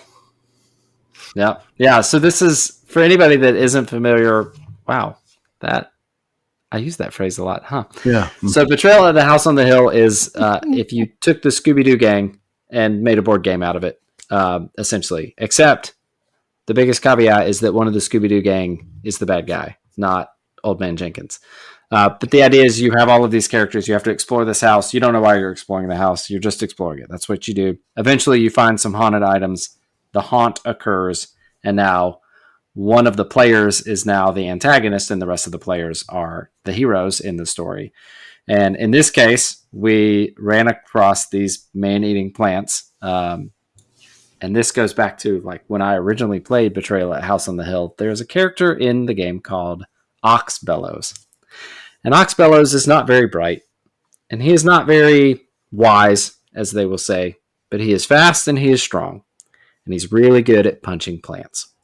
And so that's what he did for most of the game. Yeah. And some plants. I joined late, and I get the little boy that's good at nothing. And Davey's across from us. He's playing the little girl. And we're like walking upstairs, and then Davey just runs away. He just runs the opposite way, leaves me to be clinging on to a chasm on the second level. Davey, I have not recovered, but then you died. So that's what you get. So, but it became plant food. It's not the worst thing he did that weekend. It was not. But the other part of this game too is Emmett becomes the haunted person, right? Yeah. So you just start talking trash to a 10-year-old. Like, I'm gonna punch your plant in the face. Mm-hmm. Yeah, but that was about the moment that I came back for. And I was like, what is happening right now? I came up and I had finished Bloodbowl, and you guys were just... So I played that game twice, and as I said to Trace, I was like, every time I play this, like, it's really fun until this point, because it always devolves into a point where, like, nobody's doing anything. We're just taking turns rolling dice. Like, we're just going I punched the plant. The number of times that I heard, I punched the plant. I punched the plant. I'll stab this guy. I'll punch the plant. I'll punch the plant. I'll punch the plant. I'll stab this guy. I'll punch the plant. I'll punch the plant. That was like the game rotation for about half an hour. That's fair, but you gotta hype it up. You guys were having a great time. Y'all were having a great time. Not knocking that. I was just very confused about what was happening. I was like, okay, I'm gonna go take another lap. I'll be back. It was probably the loudest game in the lounge. It was hilarious. It was a ton of fun. So that was kind of like the morning or pre dinner kind of shift in the board game lounge. For me, I got to play with Skylar, Phil, and Wellner, another person from the Madison crew. We played Dice Throne. So Skylar was Spider-Man, Wellner was Black Widow. I had the pleasure of playing Scarlet Witch, and Phil had Doctor Strange. And I know we touched on Dice Throne a little bit from the previous day, but each character plays so differently, even though it's kind of like this Yahtzee based with cards. And it just is so much fun. Like Scarlet Witch can kind of shut off your dice, like literally give you one of her dice to roll with one of your attacks. So poor Wellner, I kept picking on him because he was always in the lead. And the way that we played this 4-person game was not on teams. So we kind of played King of the Hill. So who was ever winning had the most health points. You got a benefit of drawing a card if you tacked them. So it made sure that it kind of no one was getting ganged up on. So poor Wellner had to roll a Scarlet Witch dice. And for anyone that's not familiar, the dice are bespoke, right? To Yep, the right word. Yep, Got it. Yep. That's right. To the character. So if you're rolling a Scarlet Witch die, you're only going to look for 1, 2, 3, 4, 5, 6. All the symbols, they don't give you anything. And then we had Skylar on the other side that was just web slinging everywhere, Spider-Man, like just boom, boom, and then slamming and combo attacking into people, just taking everyone out. Phil's over here with Doctor Strange, just casting spells and trying to get some stuff. And Strange is a very difficult character to play, and for his first playthrough, Phil, you did a great job. And then Wellner is trying to get upgrades and just go Black Widow on everyone, give them time bombs. And yeah, it was just a ton of fun. I really, really like the game. The characters really do feel like individual characters. And then we already talked about Betrayal. So fast forward, we end that day. We go out to dinner or do whatever we do for dinner. I don't even remember that night what happened for the dinner. I think everybody did their own thing. I think I went for a walk and got like a sandwich that night or something. I tried to coordinate with Oscar Lars to go to dinner that night, and we just kept missing each other, and so I just ended up back across the pond for that evening. And then I came back. I think I had chicken fingers. I probably had pizza, hotel pizza. Yeah, I think that's the way it went down, because Jerod and I had a very important event to get to on Friday night. It's kind of a Nova tradition. Was it watch Danny read the rules for Hunt for the One Ring? Yes, that's what it was. No, it was Liar's Dice. So we sat down for Liar's Dice this year, Jerod, kind of a tradition that is at Nova, and got to play with Carl from the Independent Characters, Kat and Caleb, and yet again another great. Oh, and Carl's wife, which she was fantastic, by the way. And we got to play Liar's Dice for many, many hours, giving money to charity, the Table Word charity, supporting that. And it was loud. It was boisterous. We had a lot of fun. We kept buying dice. People kept coming and going. Bunch of the GW crew came up and played. A bunch of the Nova crew came over and played. But in the end, were you the best liar? No, I was not. Either was I. I was saved multiple times by our friends around the table giving me dice. And I thank you for keeping us in the game. It might not have been the biggest game of Liar's Dice that we've ever played at Nova. Typically, it's multiple tables. This time it was just 2 tables. But we did raise the most money for charity. So we'll walk out on that one. I wonder how that happens. I don't know. It couldn't possibly be when Jerod started the game by offering like $20 to switch seats with someone. No, couldn't have been that. Didn't start the frivolous spending early at all. It's not frivolous spending. It's donating to charity. Yeah, frivolous donations. There we go. It's lying and manipulating the game with our wallets. That's what it is. That's a pay to win, baby. And we still didn't win. Still didn't win, but we had fun along the way. And then while that was going on, Jimmy and Jerod showed up again. And this is the night where I wish I would have walked away from Liar's Dice a little bit. Like this would be my down point of Nova. This is really down. But I wish I would have walked away from Liar's Dice because you played Quacks, Danny. Oh, it's Quacks one of my favorite games. Amazing time playing Quacks. I was so happy when I saw that on the board game shelf because Jimmy came back and was like, "Hey, why don't you pick out a board game?" And I was like, "All right, crap, I don't know what's over there." And when I saw that little box, I was like, "Oh, well, I know what this night calls for." Yeah, it's awesome. So you, Trace, Jimmy, and Jerod played Quacks. There was a lot of laughter coming from that table. And then the other thing that we missed out was night 1 of the What the Hex crew running the Blood on the Clocktower. So because of Liar's Dice, we missed night 1, and I'm still not over it at all. It's okay. We'll get there. So anything else from Friday? Anyone? I think that's it, man. Okay. Well, I got one. I think it's actually from before Friday, but it's on the theme of Dice Throne.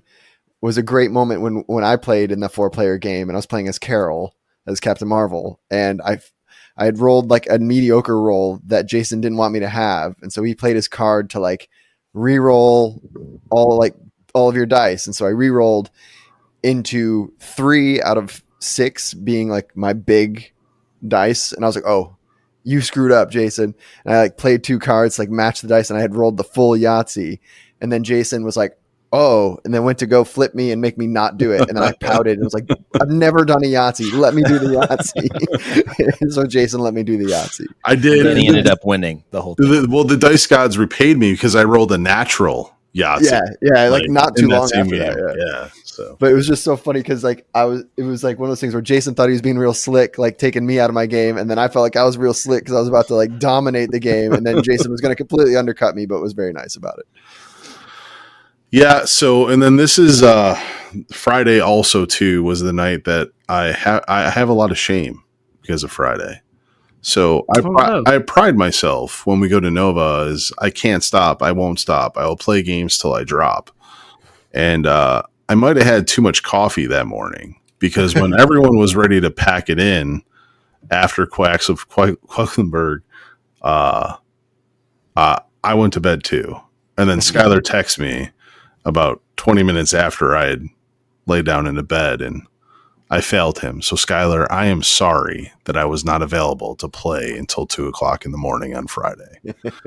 But Saturday was a new day. We get up and this is where the real events start for y'all. So Trace, like what happened on Saturday? I played in my first Old World tournament. I had played a grand total of 2 very small games prior to this event. So I was feeling pretty green. But luckily, my first opponent was also pretty green, and we just kind of played, looked up rules as we needed to, called the TO over as we needed to. Played my Chaos Demons list. It was a little bit of a mixed bag. It had some majority Khorne themed demons with some Flushhounds and Blood Crushers and some Furies that were marked Khorne, a Bloodthirster, and then a couple Tzeentch elements because demons play best when they actually have a little bit of mixed deities in there. So used the Demon Prince and some Flamers for buffs, and a little bit of shooting just to kind of help support. And my first game was into a Chaos Dwarf player, and he definitely was trying to feel his way through the rules as well. I kept trying to, like I said earlier, play with my opponent and, trying to help him make some more tactical decisions. I was able to rely on a lot of previous editions experience, even though the rule set was still pretty new. But there were certain moments in the game where I would say, hey, like, this is your command phase. You have some spells you want to cast. And he was like, no, I'm good. And I was like, probably need to look at your spells just to make sure that you don't have anything that you don't want, like you buff spells or debuff spells or whatever. He's like, no, okay, I'm good. That's all right. And it got kind of to the point which Danny will kind of relate to in his conversation about his Saturday. But it got to a certain point where we had gone through 2 turns and we were over halfway through our round. And I was like, okay, I need to actually score some points here in order for me to actually win. So I kind of really pushed hard and ended up winning that game pretty handily, which vaulted me into another game. Well, it was not out of control. It was like a 13 to like 7 game or something like that, which got my first win of the day. And then my next game was into a Beastman player, and his list was really well done. It was like a very snow-themed Beastmen list with some cool like ice yetis and stuff like that that represented his razor gores. Had a big block of Bestigor and a big block of Gore that were kind of the center of his army, a bunch of Gorgons that had all the bad things I didn't want to deal with. But that game pivoted around one series of events, which I charged a bunch of things into his big brick of Gore, and he had a rerollable 10 leadership break test that he needed to pass. He rolled an 11, and then he rolled a 12. And then proceeded to roll a 2 on his flee because he straight up failed his leadership and fled instead of falling back in good order, which meant that I could catch him, which I did. And then I just daisy chained through the rest of his army. And that game was over really, really. That was a quick game. And that's just kind of how Warhammer goes sometimes.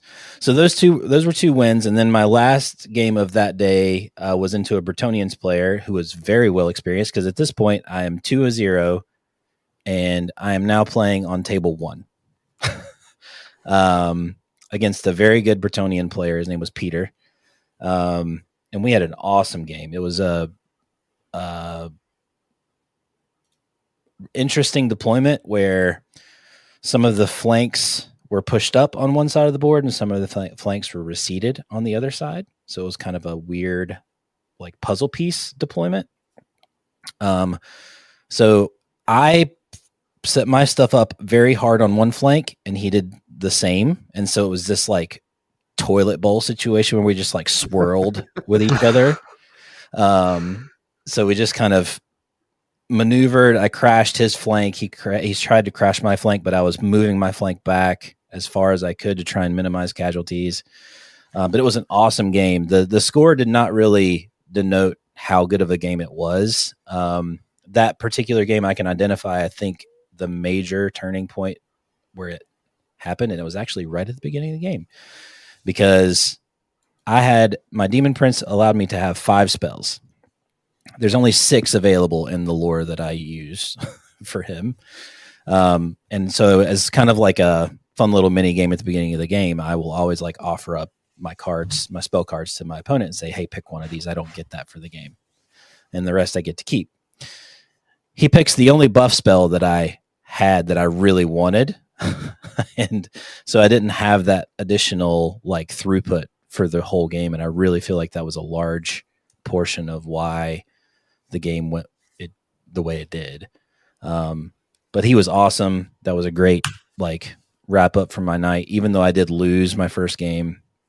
To give him that good of a game and only have just a couple games under my belt made me feel really good about my list and my decision making and stuff like that. But dice gonna dice, and turns out Pegasus Knights are really, really good. So but yeah, it was an excellent first day of the old world, and that took the entire day. It was a 10 o'clock to 8:30 p.m. marathon that day. So we'll get to the next part, which you guys are going to talk about, and I'll chime in when we get to that. But that was how my day went. So then that Saturday was the MCP tournament, and Danny, Jerod, and myself were signed up to play that MCP tournament. I just want to give everyone an opportunity to do their best at MCP. So I decided to not play. And really I had made all these new friends. Like the whole Madison crew came in, and I wanted to play awesome board games with them, and we were set, ready to go. So that day for me, I met Skylar, Phil, Wellner, and Zach downstairs, and we played Scythe. I believe that's Scythe, yep. Which is like a I don't know, like Risk game, kind of like Risk, but 10 times bigger than that. And Skylar did a great job explaining it. He said that you're going to see the board and it's going to look like this combat game, and it's not. Like, don't try to win. But Jason, your faction is really good at fighting. So mistakes were made in the beginning of the game. And by the end of the game, I had beefed up my army, but I probably should have went quicker. So like for this faction to kind of get going, I should have attacked right away. I didn't. But then there was someone that will remain nameless at the table trying to make political deals saying, don't attack me, don't do this. And I was like, wait a minute, that's not the game. And I'm playing basically as Germany. So I tried to just take over their entire territory, not really to getting victory points, but to just keep them locked into their capital.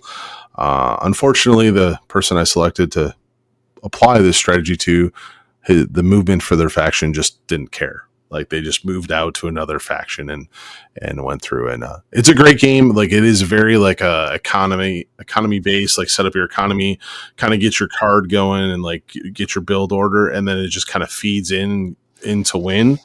And Phil ended by taking that. But again, thank you, Skylar, for walking us through that game, teaching us how to play. I'm sorry that I sucked and could not do you more proud in taking out all those other players. Zach also played too, and he did very well. So it was great. It was a lot of fun.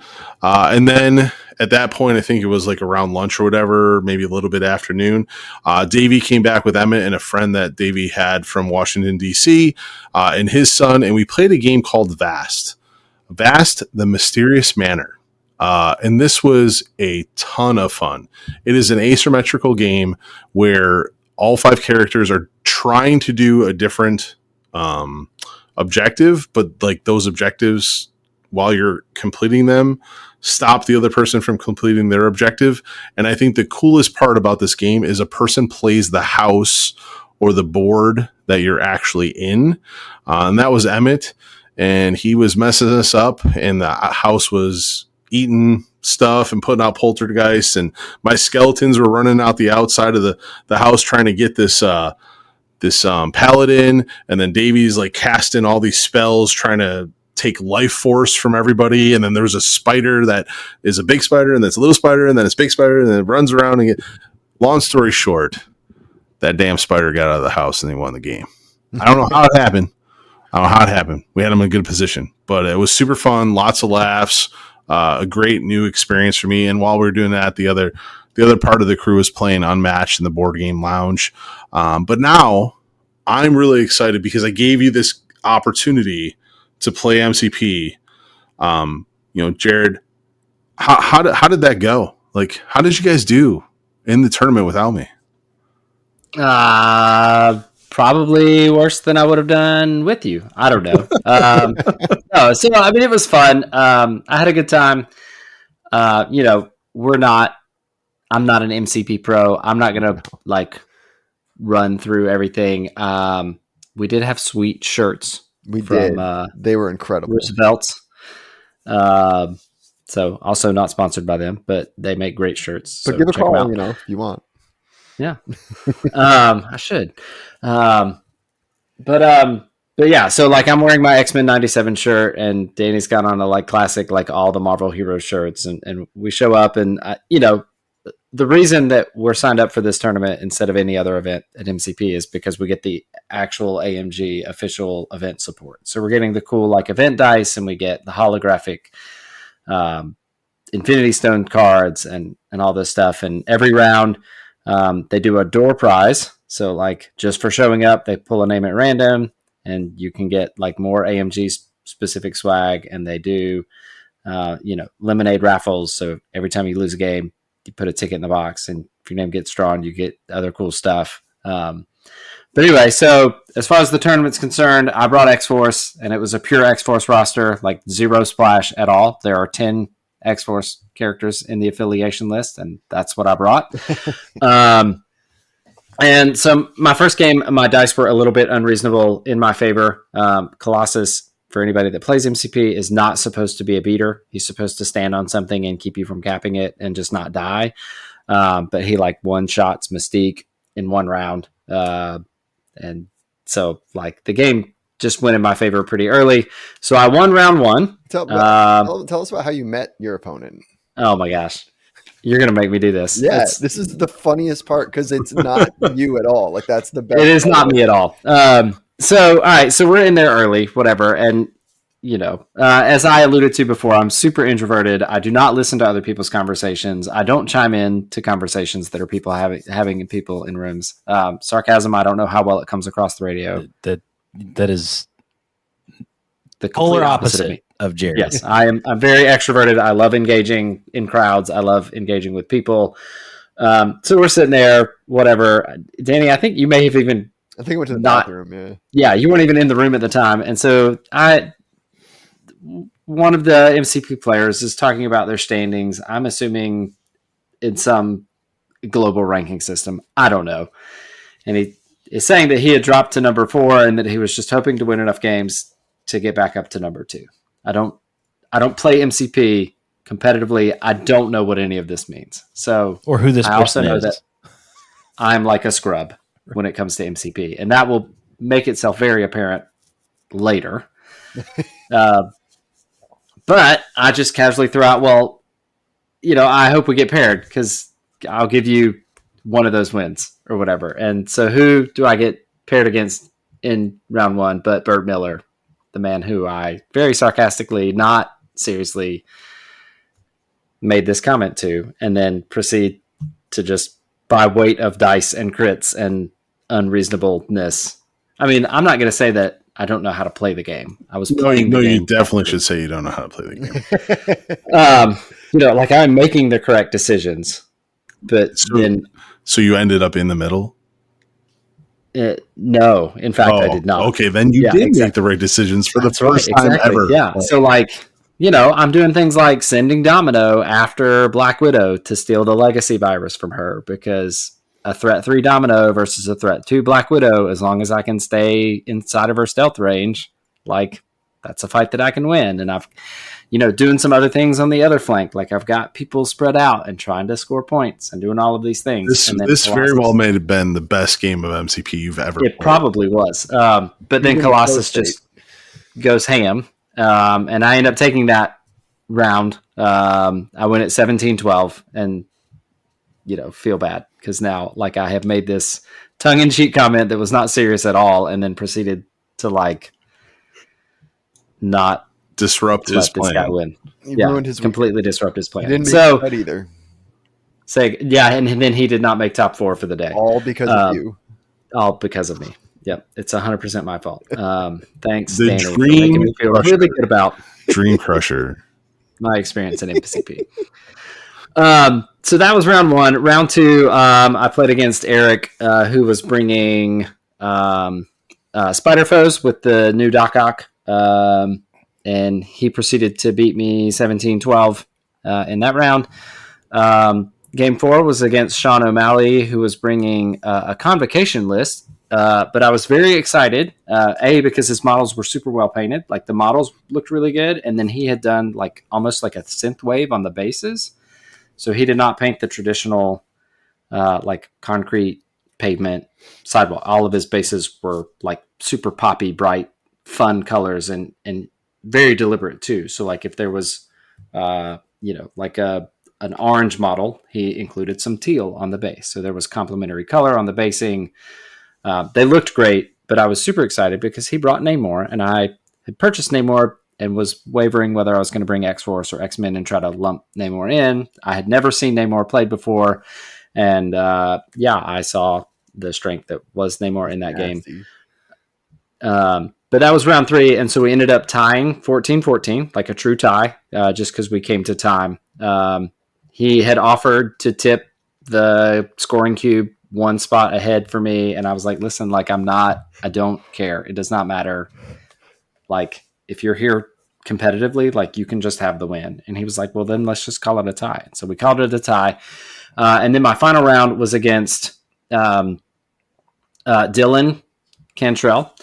And he is probably the best super try-hard opponent I have ever played a game against in my life. Super friendly, super gracious, just welcoming, walking me through everything because he's playing Wakanda and I haven't played against Wakanda. So he walks me through everything that's going on. It turns out that when you have a ton of pushes in your roster and you don't have any anti-push tech as the opponent, then you basically can't hold anything, and Cable is never where he needs to be. So he ends up taking that game from me 18-3. But I learned something in that game that you can throw through yourself. And I didn't know that was a thing you could do. And it's very clearly laid out in the rules, but it doesn't make sense to my head. So, of course, it doesn't make sense like when I see it happen on the tabletop. But it was the one point that would like a judge was called in any of the games that I played. And at that point, like we were just going back and forth. He was already beating me pretty soundly. Like whatever. I think this was in turn 2 or going maybe into turn 3. And I had scored 2 points so far to his whatever he was scoring, like 12 or 13 at this point. And he's like, I appreciate that, but like the amount of points that I score in this game could determine whether I make top 4 or not. And then I'm like, okay, cool. Like I'm willing to just let you do what you want. And he's like, no, like if I'm going to do it, I want to do it right. And this goes again, it speaks to his character, right? Like I'm questioning something that he's doing. He's willing to call the judge in, even though like the way that he wants to do it is in his favor and he needs the points to make the top cut. So we call the judge over. The judge opens the rule book, reads the rules about throws, ignore intervening terrain and yourself. And I'm like, oh, cool. Great. Or whatever it is that it says. But he was able to do what he wanted to do. Yeah. So he ends up beating me 18-3. So I did not accomplish my soft goal for the event to score at least 8 points in every game. I had no hopes of like trying to like go 2-2 or 3-1 or whatever. I think, yeah. So I won one game. So that was nice. But I did not meet my soft goal of scoring 8 points in every game because he just kept pushing me off of the points. And I'm like, I can't score if I'm not there. But all in all, like I had a good time. The only thing that I will say is that in the future, I don't know that I will be 100% signing up for an AMG sponsored like heat into a cut, only because 4 games of MCP was very draining for me. Yeah. You could feel it. 3 would have been perfect. We talked about this afterwards. You could feel it in the room. You could feel it in the room. Like on that 4th game, like it was quiet in there. Like everybody got tired down. Yep. But that was my MCP. Had a ton of fun. Got all sorts of cool dice, cool cards. I didn't get any cool swag like somebody else. Well, you had to play so poorly like me to get the free right. So, Danny, any highlights for MCP for you? Well, the door prize was the highlight. Oh, a door prize. Door prize was awesome. It is really cool, actually. I got one of the door prizes, which all the door prizes were official AMG swag. So that's always nice. Like when you get support from the manufacturer of things that like you can't buy anywhere. And so I got a set of range tools for Crisis Protocol that are a really cool, like clear acrylic with a really poppy, bright printing underneath it. And so like, and they each are a little different. Like one is like a spear with a laser coming out of it, and one is like fire and stuff. And the range 2 one is my favorite because it's little Wolverine slashes, which I think was really clever for range 2. But so it got fancy little range rulers that I got to use, which was fun and exciting. But yeah, Crisis Protocol was fun. I share a lot of Jerod's kind of experience. Like my first game, like all my opponents were excellent. Like I didn't come across a single problem throughout the whole time. They were all awesome. The first game I played against X-Force, which is what I play against Jerod a lot. So I was like, all right, cool, X-Force, I know this. My second game was against X-Force as well, but we'll get to that. But he was great and clearly knew what he was doing and like did some things right off the gate that was like, I have never seen an X-Force player do this, and now I don't know how to handle it. And also, the moment that game started, your boy's body was like, hey, you've been having a lot of pizza and fun food and coffees. We might want to get that out of your system right now. Oh, no. And so it's like literally like we rolled dice to find priority, and I was like, uh-oh. And so I struggled through that, and he beat me, but was super awesome. Second game, another super nice guy. Best part of that game, though, was his army was X-Force, and they were all in like camouflage. So like that was specific to the region that they're from. He was a military vet, and so like his Colossus had like 80s, Soviet camouflage. Oh, and that's cool. Yeah, and they were and like somebody else. Like they were all like matching what they were supposed to, like where they were from.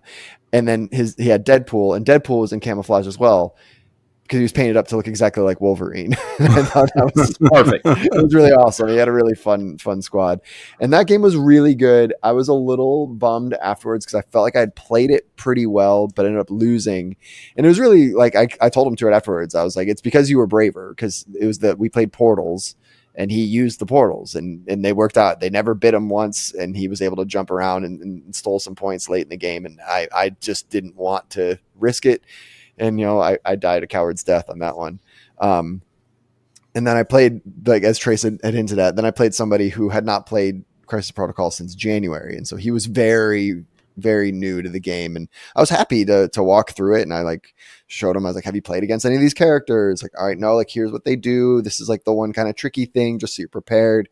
And we played a very slow game. And we were only at like maybe just finished the top of turn 2 when they were like 20 minutes and I was losing. And it was the only moment the whole weekend where I got like in my head and I was like, I cannot lose this game simply because like we didn't play the game. Like I have to, like, I just can't abide by that. Like I don't know why it was. I'm not necessarily proud of it, but I was like, I need to, like, I'm not going to lose this just because he got to play 2 turns and I got to play 1. And so I was like, all right, we're going, like, we're speeding up now. And I kind of put the pedal down and played a really great turn. He had an Ulik that wouldn't die. And so I like eventually just ran away from it and like did some cool things through a building at Baron Zemo, splatted Bob, Hydra Bob, and like it was great. It was a good turn, plunked a bunch of points, won that game. And then the last game was against a really nice guy. Jerod has all these names. I don't remember half of your names. I'm looking at you at the time. So I'm sorry if anybody is like, oh yeah, I played against that guy. I'm sorry I don't remember your names, but I remember your faces and you were all lovely.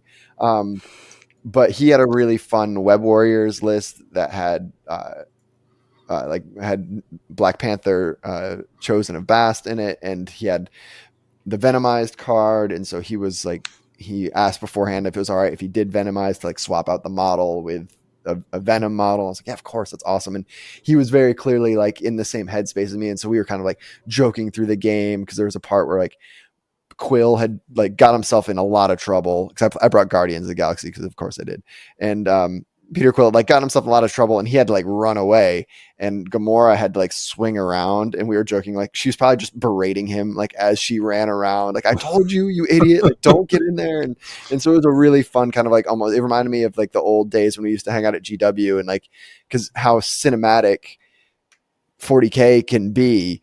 MCP doesn't often have that. It'll have moments, but the whole game won't necessarily be cinematic, I don't think, in my opinion. But that reminded me of that because we were just kind of talking through that whole game. And I think the lower energy in the room probably contributed to that because we sat, like we weren't standing to play the game. We were both like sitting in chairs. It was a much more chilled out game. And so I ended up finishing the day 2-2. I finished above Jerod, but simply because I played in the bottom half of the bracket for much longer than he did. So it was not like a testament to my... No. Like it's because you're a better MCP player. Hard no. But I agree with Jerod. Like the swag was cool. Like I'm really glad I have my cool little blue pearlescent dice that are fun. I'm glad I have my shiny infinity gems. I'm glad I have my lucky rangefinder. But whether I do that kind of event again next year will depend on what kind of little shiny MacGuffins they can tempt me with. Otherwise, I probably won't do it because it is a lot. It's a long day. I was very tired afterwards. But Yep. That was nothing that a few Red Bulls and like genuine, actual, real life Red Bulls, and then some sodas, quote unquote. Yes. Later that night. Those are coffees.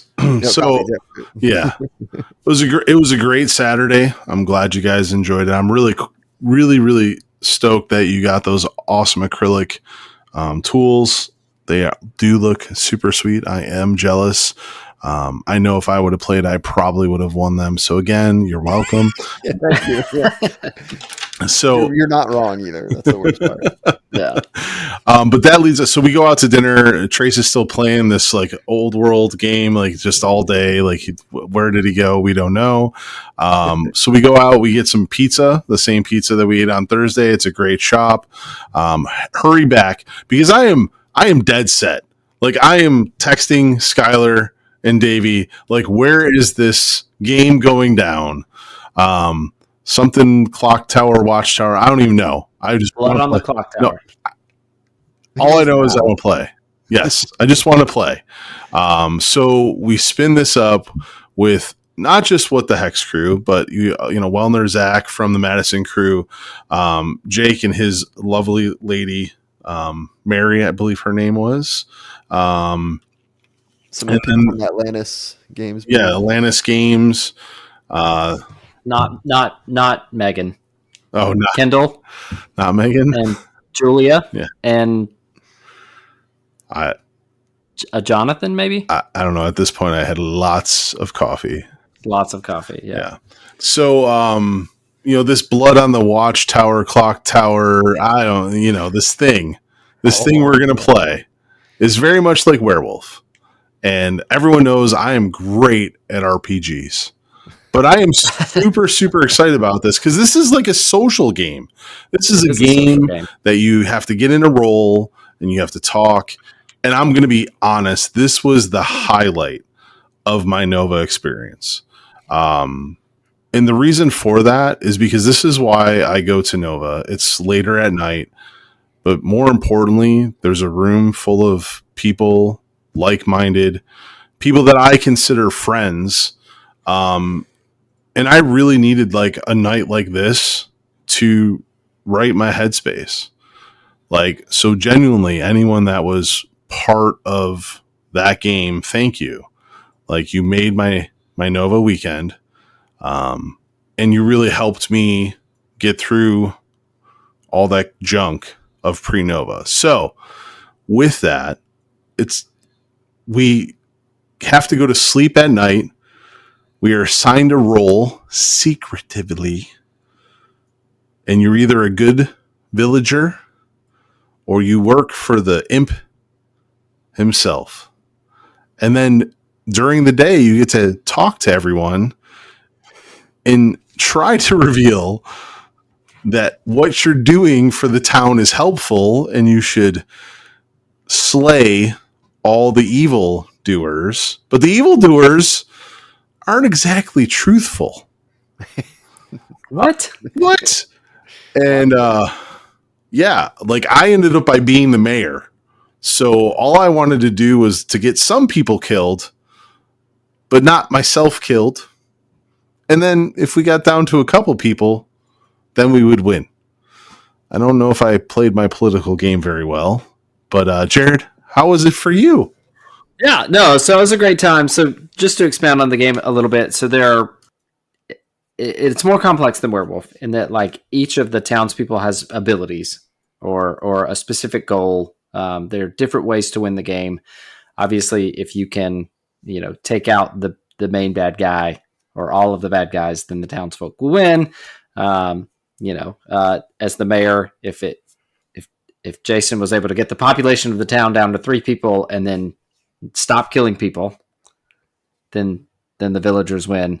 But I mean, it was a lot of fun. I think the highlight for me was watching Jason, who is a self-proclaimed, I'm not going to play an RPG. I don't know how to like embody something else. Like I don't know how to pretend in that way, like really embody his role and role play that out with what are essentially, complete strangers in some cases, and then like new friends in other cases. And that was really cool. And then Danny, the way that you just like full force, like both feet, hip deep in your role. Look, I'm a theater major, man. You put me on the stage, I'm ready to play. Yeah, no, it was awesome. And it was really cool. I think I was just exhausted, so I wasn't able to like fully engage in the headspace. But it was really cool to try to help Jason get his plan rolling, and then watch like all of the other interactions occur. Like watching people that are clearly like veterans at this kind of game do their thing. Like, yeah, it was a lot of fun and it's super engaging, very social. Definitely like a highlight of the weekend for me as well. Danny, Danny, anything? Danny, your role that you just embraced wholeheartedly. So I was the I think it was called the hunter. The Slayer. I think you're the Slayer. Slayer. You're right. Yeah. And so the Slayer could basically, like, once a game, just take someone out. They could kill someone. And I had never played that game. I'd played enough games like that, like Duck Goose, or Goose Duck or whatever, and like Among Us and stuff like that. And when you have the role that you can kill someone for like the good guys, I knew well enough that like you don't want to give that away, because then you become like target number one for the bad guys. Because like we'll just take that person off the board and they can't randomly kill us if they catch wind. And so I made the choice against my better judgment, but I was like, I think the way to play this is I'm going to be a recluse. I'm going to be like a tired old Slayer that has, put people out of misery and done good for the town. And I'm going to just stay in my little house every day and every night. But I trust my neighbors. They were Jason and Davey. And I said, you are my war dogs. You go out to the town, you find information. And if you tell me to take the shot, I'll do it. I'll take the shot. And so when other people would like come and talk to me, I would be very cagey. I'd be like, look, I provide a service to this town. It's a grim service. It's one I don't love doing, but I've had to do it for a long time. Kind of just like wouldn't really talk to anybody else. And so I had Jason on one shoulder, who was the person that I didn't trust. And then I had Davey, who I had just met and seemed like a lovely guy, until I learned that Davey was playing me like a fiddle the whole damn game. The whole time. The whole game. Just played me beautifully. And though at the end, when I went to take my shot, it wouldn't have mattered because it was not the bad guy. But I was pretty set on taking my shot at somebody who was the informant of the bad guy. And Jason made me change my shot at the last minute, and I shot just a random villager. Which gave us a ton of information. But damn you, Skylar. So Skylar played me like a fiddle, just like Davey was playing you. And he had set me up by voting. So at night or during the day, you can vote as a town to take somebody out to execute a player. And Skylar voted the same way I did the entire game. And then I didn't talk to this squeak until the end of the game. He's like, if you've noticed, I've been looking at you and watching the way that you vote and then vote because I'm the butler. And I was like hook, line, and sinker. Oh, like, yeah. Same. I was like, okay, like I didn't trust you, but now I do because you have this thing and I know this other thing over here. So that's why we killed a poor innocent person. And so then Davey had been in my pocket like the whole game. And I think Davey, I don't know, he'll correct me if I'm wrong, but I think Davey at first didn't necessarily know what I was. I think he thought I was a healer, because at one point, I think it was like the second night, he was like, hey, can you protect Skylar? And I was like, that's not the job I do, brother. Like I do the opposite of that. And he was like, oh, okay. And so I think his strategy maybe changed halfway through. And so that might've also contributed to why I followed him, because like I wasn't like congruously being led to this, like, oh, this guy's just selling me up the river. And he was very much like, he was like, well, I know some people are suspicious of Davey. Let me go back. And he just slow played me. Cause I think once he knew that I was the hunter or the Slayer, he was like, well, if I can just get him to never take the shot, then he might as well not be in the game, basically. Yeah. And so like, he just kind of slow played me and like kind of was wishy-washy about things for a long time. And then only to find out I'd been sitting next to the imp himself. I think he was the like number 2 was. Yeah. Davey was the number 2. Skylar was the number 1 or 2. 3. He was 3. He was the informant. Yeah. And then poor Mary, who I like, she likes like, you're a liar. No, I'm like, you're a liar. She was the only time I talked, because after I'd taken the shot, I was like, you know what? Like now there's no risk. Like everybody knows what I am. I'm going to have so I'll go out and chit chat. And she was her and her partner were the only people I chatted to in the whole week of this fiasco in our little village. And her partner seemed perfectly normal and trustworthy. She was kind of weird and like, not weird, but like the way she was like answering questions, like was not like it didn't line up with what I thought she was saying. And so I was on Jason's boat. I was like, no, yep, she is the problem. Like, she's got to go. So then we execute her and the game ends. Because it turns out, Mary, you're a saint.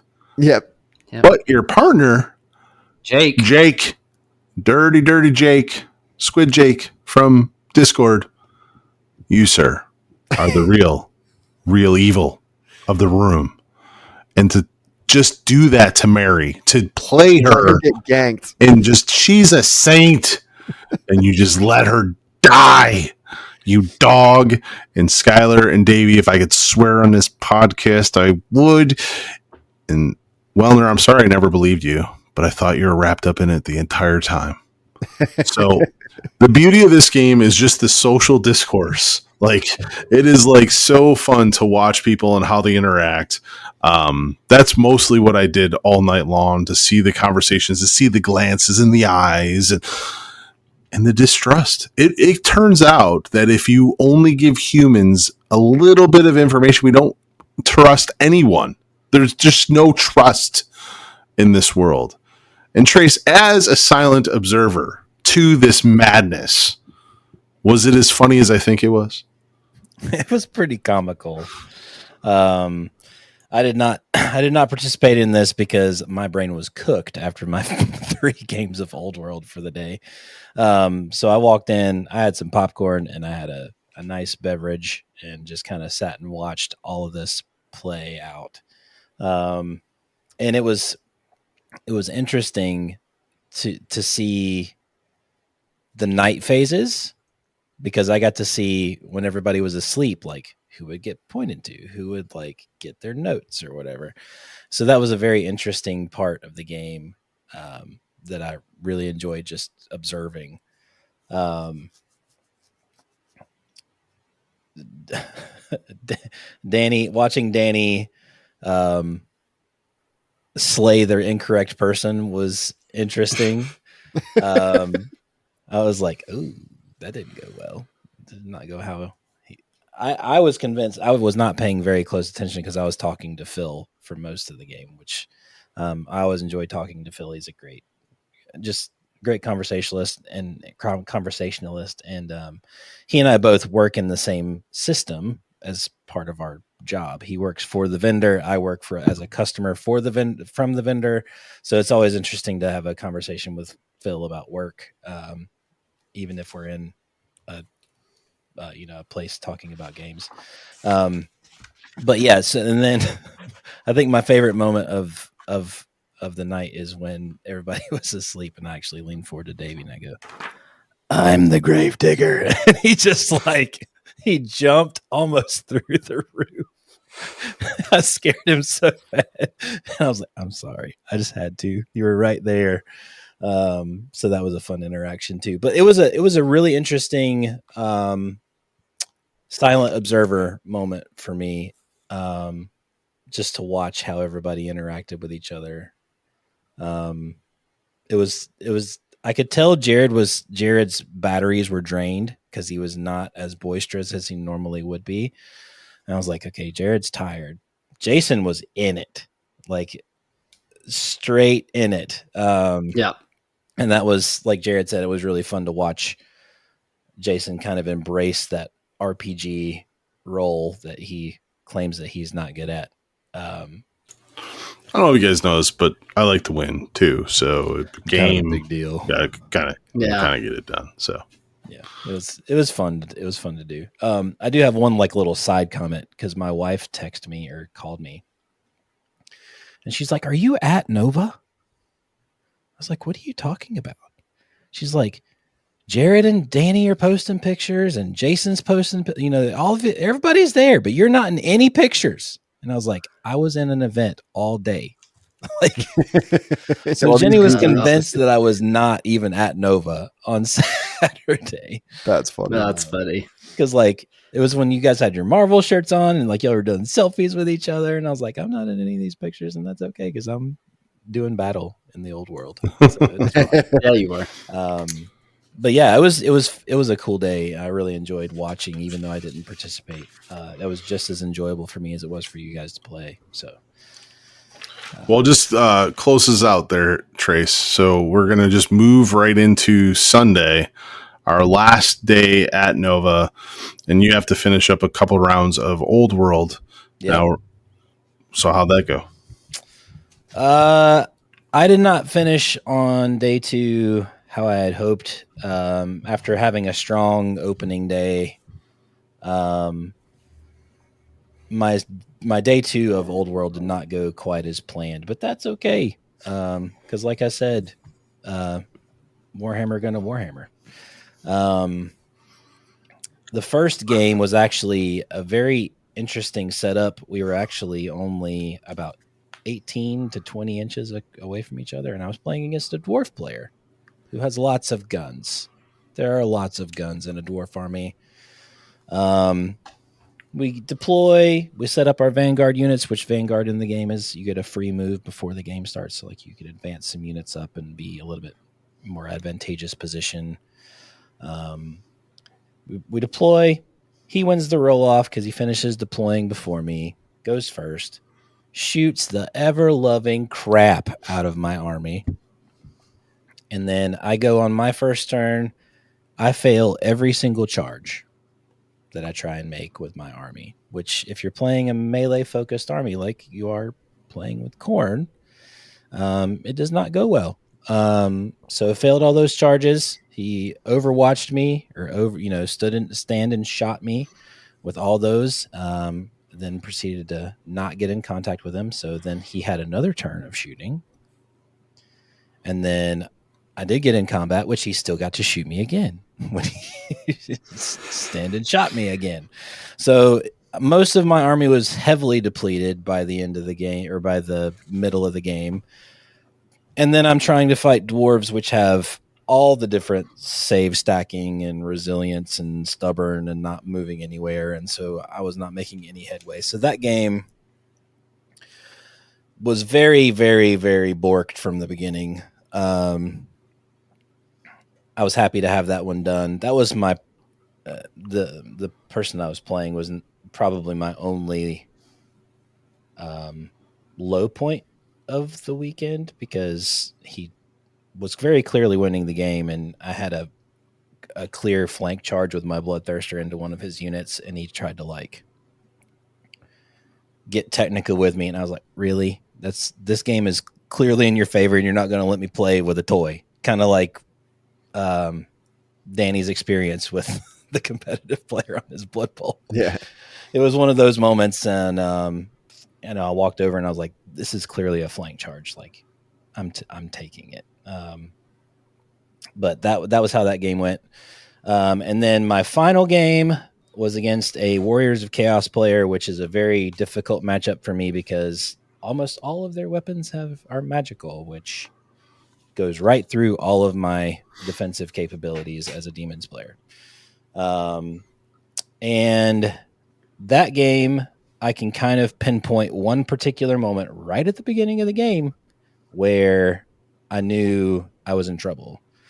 All the Khorne demons have a rule called Impetuous, which is just a 50-50 die roll. If you roll under a 4, if you roll a 1, 2, or 3, you have to declare a charge if you are able to. And on a 4 or higher, you can act as normal. And I roll all of my Impetuous rolls. I fail a couple, which are not that big of a deal. But then I get to my Bloodthirster, who has a chariot very clearly in range. It's about 19 inches away. I fail my Impetuous check, and he just goes barreling as far as he could go up the board, leaving himself quite clearly out of position. He then gets charged by the chariot. I kill the chariot, which is not that big of a deal. And then I have a unit of Furies that are in a giant that are trying to stall a giant for a turn. He kills all of those Furies to a man and then overruns into my Bloodthirster and then does all these things that require him not to hit at all. They just do, the attacks just hit and he does damage. And so my Bloodthirster sitting there with, who's my general of my army, very important piece, very hard hitting. And he's sitting there on 1 wound. And then the next turn comes around. I don't kill the giant. He kills me instead, and I'm like, that's probably the game. And that's at like the bottom of turn 2. Ooh. Rough.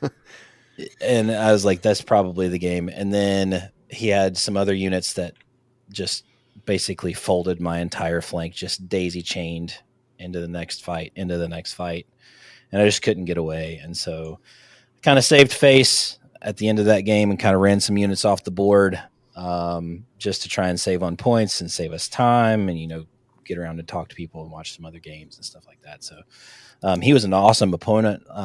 Had a great time playing him. It's just the dice were not in my favor that game. And I got really out of position really quickly due to some of this, the 50-50 rolls, which is fine.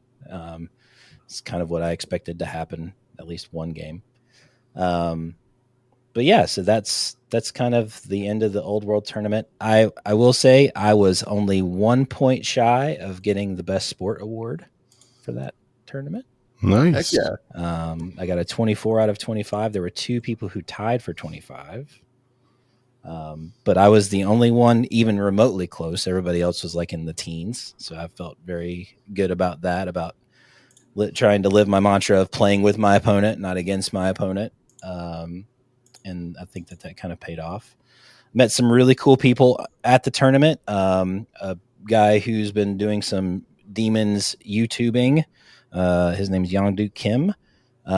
He is the one who actually won Best Painted for the tournament. It was a really, really cool event. I got to see a lot of really cool armies. The hobby was, as Warhammer Fantasy has always been, very high standard. So that was just a lot of fun to see. Did not win a sword, which was one of the rewards for the tournament. The top 3 people and best overall all got swords, actual swords, as their trophies, which was pretty cool. I got like a door prize, which is like a little like turn counter or whatever. But overall, it was a really fun event. I will definitely partake next year, hopefully with some more games under my belt and an army that had a slightly more time spent on it. I kind of blitzed into the demons kind of last minute, well, about a month ahead of the tournament, because everybody and their brother was playing Warriors of Chaos, and I was not going to add to that pile. So it was fun to play something different and give people something else to play against. But I really, really enjoyed it. I'm glad that I played. Yep. Sounds awesome. Yep.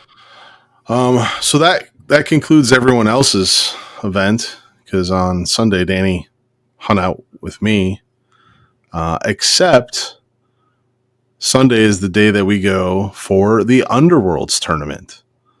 So I'm just going to do this real quick. We had 35 people signed up. Only 2 did not show. That left us with 33. And I had mentioned before that I was not going to go through what we went through last year, where we had someone travel in from out of state. Brian from What the Hex came in and took a first round bye. I told the TO that early.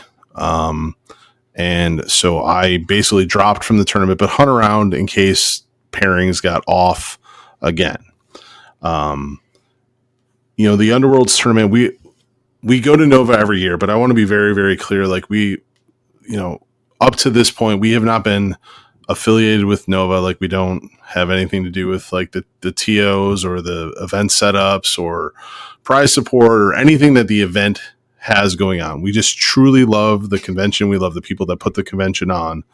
But the Underworlds tournament, having this many people at 32 players, is the largest post-COVID North American tournament. And it was a thing of pride. So we have been in the Underworlds community for over 7 years now, both locally and throughout this podcast. And to see the game that it has become, and that 32 people showed up to play at Nova, which we consider the event that we go to every year, was truly like humbling and exciting to see that the game is on the uptick, that the community is great and thriving. And even to step back and not play, like there were moments in round one where I was just watching and in awe of everyone that was there. So thank you all for coming. Thank you for embracing Underworlds and really driving it to what it can be. And I will say that with all the investment personally that I've put into the game over the years, it was truly a completionist moment to see the state of the game that it is now with Nemesis, with the warbands that are out, being a completely different meta than what even I had predicted going into it, was just awesome, rewarding. So thank you all. So with that, Jerod, I'm not playing in it. I'm just hanging out. I do have other notes that I'll interject, but what's your take on the tournament? Yeah, so I mean, I'll just echo the fact that it's awesome that there were, 35 tickets sold, 33 people showed up to play. Kudos to you for, continuing to be, a champion of the game and the community for making it so that there were no buys. And what you haven't said is that as other players dropped, you came back in and basically played as the ringer. So everybody that was at the tournament had a player to play against in their round, which is awesome. So I had been planning on bringing Headcracker with Breakneck Slaughter, and that Breakneck Slaughter seemed to be kind of at the top of the meta prior to Nova until the FAQ dropped. But event-wise, because that was what you asked, it was great and it was awesome. It was cool to see as many people there that were there, and looking at the field, like this may have been a lot of good the players. most stacked event for Underworlds this year, as far as the caliber of players that showed up. The Northeast crew, Northbeast crew came in force, all great players, prominent. I think there were 7 golden ticket holders at the event. There was a lot. It was 5 or 7. There's a lot. Yeah, it was crazy. But I mean, it was just cool to see, and it was cool to see like the spread of players that were there. It was cool to see people that we played against last year show up again and like have clearly improved their game. So yeah, I mean, just overall event wise, yeah, like it was super exciting. The energy was really good throughout the day. Yeah. So awesome. So we sit down and so you mentioned I came back in. So my first apology of the day is to Craig. So that is the person that I came in to be the ringer against. Great games. He took it 2-1 over Godsworn Hunt. But afterwards I got into like a in-depth conversation that I thought was going one way, and I Jasoned it, and I definitely came off as a jerk. So Craig, sorry that conversation went there. The other game I got to play was against our local Jake in the 5th round, who had not won one game. So complete reverse of what he had experienced in his last Nova. So I was lucky that I took game 1 from him, and I think he got a little nervous, but he had this awesome Sereni's deck that was able to score even though I wiped him off the board. So the Godsworn Hunt cleared him twice, and he still managed to take those next 2 games from me. So good job, Jake, for putting Godsworn where they belong. The other thing that I learned too about the event, so I tried to help TO because the TO was so just new to the game, like he basics, but not a seasoned player, is that as a community, as GW believes like these erratas and FAQs all seem great, but for a new player, they suck. There was one player at the event was playing Tooth and Claw, but it had an old rule book, so he thought that he could put large upgrades onto wound fighters and make them large and that they would stay. That was not a good experience for that person. And it was no fault of their own because the rule book that they had was not clear. And when you go through the FAQ, it's been removed from the FAQ because it is now in the new rule book. So, also too, like just looking at weird interactions, like the fact that we have so many documents, it is not easy in the spur of the moment to look up a supporting document to make a ruling. And then again, flipping back from the rule book to those supporting documents. Like there was questions on timing, another question on hexes, and like a lot of things I know were in the FAQ, but now are in the rule book. So, even though I love the game and we're in a great place, if you're not fully committed or like myself brushed up on all of the interactions to be a TO, it can be cumbersome. So just take that as a takeaway. Some other observations as I wasn't playing that I really want to point out is I don't think we talk enough about token placement. So as you're at the table, like where do you put your cards? Where do you put your tokens that are on your cards? Where do you put your upgrades? I saw some great ideas out there. Like Phil from What the Hex, he was playing Skinnerkin, and he actually had the Skinnerkin Warband card with his fighter cards and put the haunch counters on that card, which I thought, like, normally for me when I play them, they're just like random tokens floating around, right? Zach from the Madison crew had like cool little like ham bones as like different counters that really helped identify anything that wasn't a normal token or counter. And then one of the coolest things that I saw was when Davey and Phil were playing. So we all have these foldable dice trays, right? Like 4 sides, but when you're sitting at a table, can your opponent always see all your dice? No, right? They got to kind of like lean up and look. So they unbuckle the front 2 sides, like facing the tail, like facing the boards and facing their opponent. And when they roll on the back 2 sides that are folded up. So you can clearly see the dice as your opponent. So those are like some key observations that I made while playing. And just wanted to call out. But Jerod, what did you take and play with? You took Headcracker? I did. I took Headcracker, and like I said, the plan was Breakneck Slaughter, and then the FAQ came out, and some of my in-phase scoring wasn't as reliable as it was anymore. So I actually paired them with Rhymelock Relics, and I mean, it worked well enough. It didn't, take me to the podium or anything, but it was also a change that I made like 2 weeks prior to the event. But I'll just run through my games. Yeah, some highlights pretty quickly. Yeah. So round 1, I get paired with George Kairos from Path to Glory. It was a great game. In game 1, he's taking Drum with Rhymelock Relics. So game 1, I think we spent the first 3 activations each drawing power cards. So it felt like a classic Jason game. Where I'll just draw a power card. I'll draw a power card. I'll draw a power card. So it was a little cagey, but I ended up taking that one 14-9. We go into game 2, and he gets a great a charge with Herax onto Headcracker, smacks 2 damage onto Headcracker, and then plays a card where he can't be pushed, and he sacrifices a Blood Tithe counter so that like it lasts for the rest of the game or the rest of the round.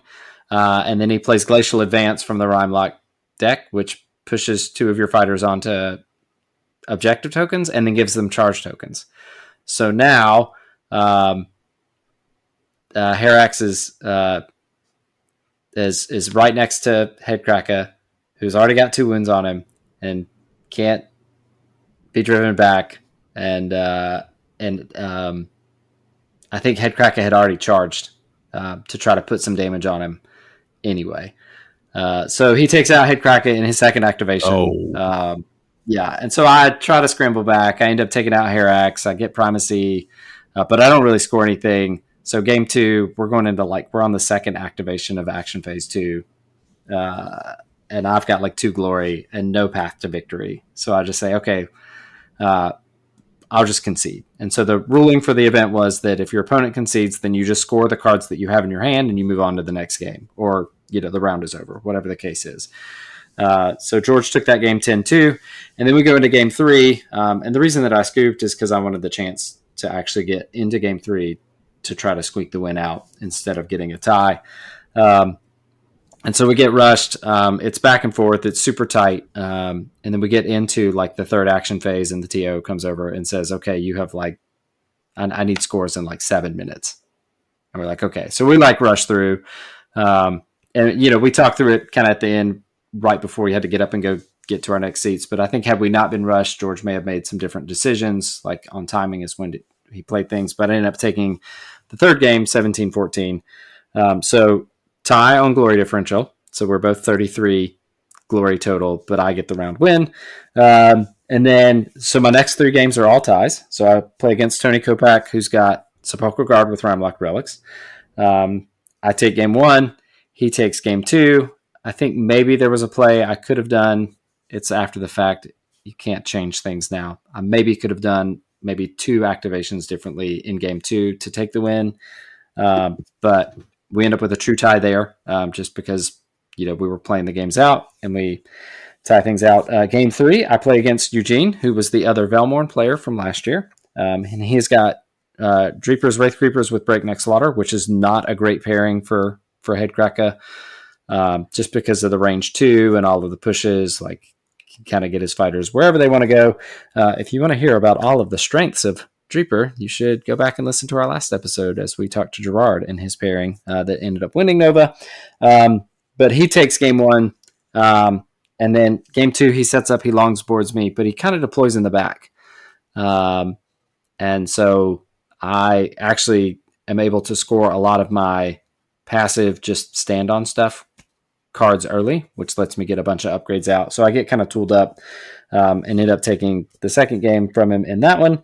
Game 4, I play against Guillaume G in the Discords. He has brought Rhymelocked Relics with Crimson Court, which was a pairing I was considering. He absolutely shellacks me game 1, takes it 14-2, and then I squeak out a 17-16 win against him in game 2. So that puts us at a tie again because we just don't have time. And then game 5, I play against Blake, who has brought Tooth and Claw Hexbane. And let me tell you, that Woodcutter's Axe is the greatest upgrade ever. It is the greatest upgrade ever, especially if you're facing Headcracker and Primacy is in play, because it's real easy to one-shot when you're rolling like 4 and 5 dice, hitting on hammers and singles, and all of your successes pump the damage by 1. So he beats me pretty handily in both of those games. He's just able to apply a lot of pressure that I didn't have a plan. I had not mentally prepared for like that hard of an aggro. So I just kind of floundered in what I should have been doing to play against it. So that ended up in a round loss for me. So I went 1-1-3 on the day. Had a lot of fun. All my 1-3-1. 1-3-1. 3 ties. Ties are in the middle? No, they're at the end, but I'm just poking fun at Brian. At Brian. No, nice. Yeah, but I had a great time. Like, played against strong opponents. All of my games were great. Nothing ever got hairy or weird. I had a great time. Enjoyed every game that I played. And then, so if you haven't listened to the What the Hex Nova recap, Phil kind of said this, and I had said very early in the year that like it would be really cool to win a ticket to the World Championships.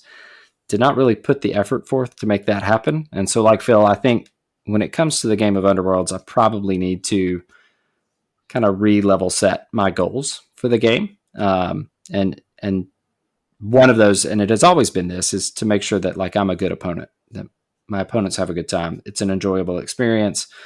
That I'm being the best sport that I can in any moment, that I'm celebrating their wins. And I tried to do that, whatever I can. There were a ton of like single die crit deaths against me. So my opponent rolls it, that I'm, giving, knuckles across the table or high fives or, celebrating those. But Yeah. So I just think going forward,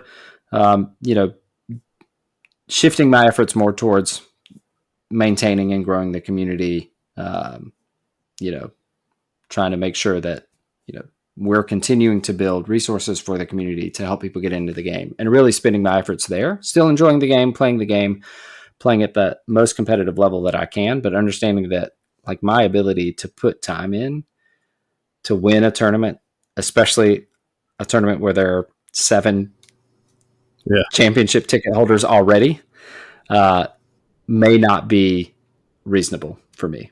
And that's okay. Yeah, that is okay. And that kind of leads us to, the overall structure of Nova has always been, well, it hasn't always been, since post-COVID, has been a single day, right? On Sunday, it's 5 games, 90-minute rounds to slam them in there, which most games end up by going the extra 15 for the break. We just can't have that anymore if we're going to continue to get 32 plus people. And like unknowing to each other, we had conversations with the TO at the event saying like, next year, we're just going to do it. Like, we only get to go to one tournament like this a year for us. But I do think that we're both at that point that the community being strong and being supported is really more rewarding than us going mid-table and hoping we get golden tickets, right? So we are, Jerod has already reached out to Nova for next year. We've kind of made that connection. We'll dial more things in as the winter kind of goes through here. But next year, like we already are working on making sure that there are proper round times, that there is proper rules for conceding games to get to the third game. And we will be more in the organizer role and TO role next year when you all head out to Nova. It may, like right now, it looks like it's going to be 2 days, but we'll work through all those logistics as we get closer. The other highlight that I cannot not mention, came during the games. And for those of you that don't know, Davey brought his younger son, Emmett. Emmett played in the full tournament playing Thunderix. And after one round, he very briskly comes up to me and just stands there and stares at me. He's got this smile from like ear to ear, just stares at me. I'm like, what's going on? And he had won a game, not the full round, but won a game with Thunderix at Nova. And I will tell you that it just lit up my day to see the next generation of gamer enjoying a game that I've put so much time into. It was awesome, and it will stay with me for a very, very long time. So good job out there, Emmett, and Davey, good job raising a good one. So any other comments about the Underworlds tournament, Jerod? No, I don't think so. Thank you to all our opponents. More importantly, thank you to the wonderful community that came out to support the tournament. As soon as the tournament ended, we got to see Jerod get his golden ticket, and then we jumped in the car and we headed home. So with that, we will take a break and come back to close out this 3-hour show.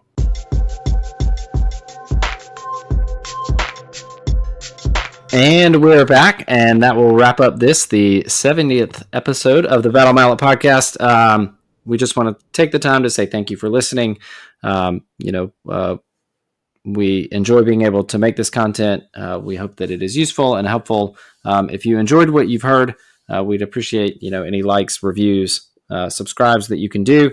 If you're interested in seeing what we're producing visually, we have a ton of pictures from the Nova Open Convention and then throughout our events and gatherings and games that we play throughout the year.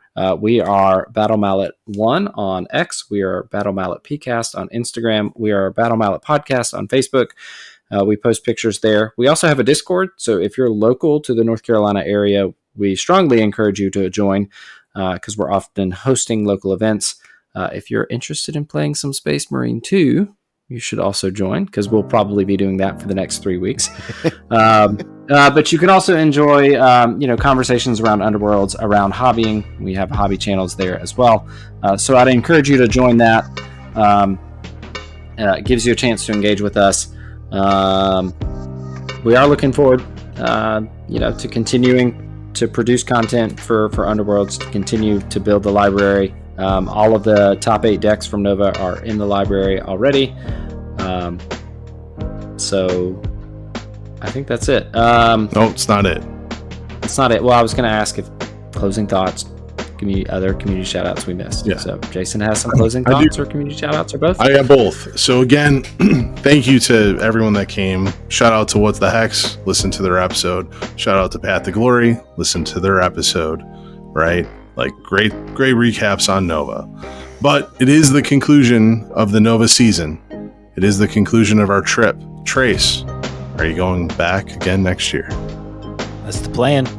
That's the plan, Stan. We're sticking to it. Danny, for the first time in a few years, you went the entire week with us to Nova. All 5, 6, 27 days. Next year, are you going for the full week again? To quote a great man, that's the plan. And Jerod, if we're signing up for all this, you are coming, right? You're not going to leave this all for me to do. I mean, it's tempting, but yeah, I'll be there. All right, awesome. Well, then I guess next week we start recording our plans for the road to Nova 2025. So for the Battle Mallet podcast, we are 3 dads and a pirate angel. Calling it back. Love that. This is Jerod signing out. It's Trace signing out. This is Danny, a former pirate angel. Angel no more, signing out. Thanks for having me back, guys. You could have spent 3 hours watching The Godfather, but you chatted with me instead. Right. And I'm Jason Table New Murray. Get the hell out of here. Peace. Go Bills.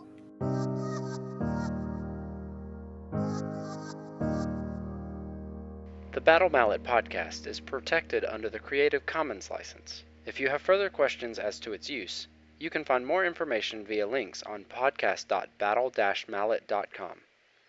Music by Anno Domini Beats.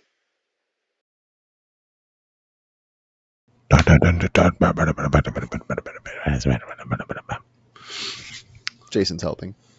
Yeah, Super helpful. It's usually what happens.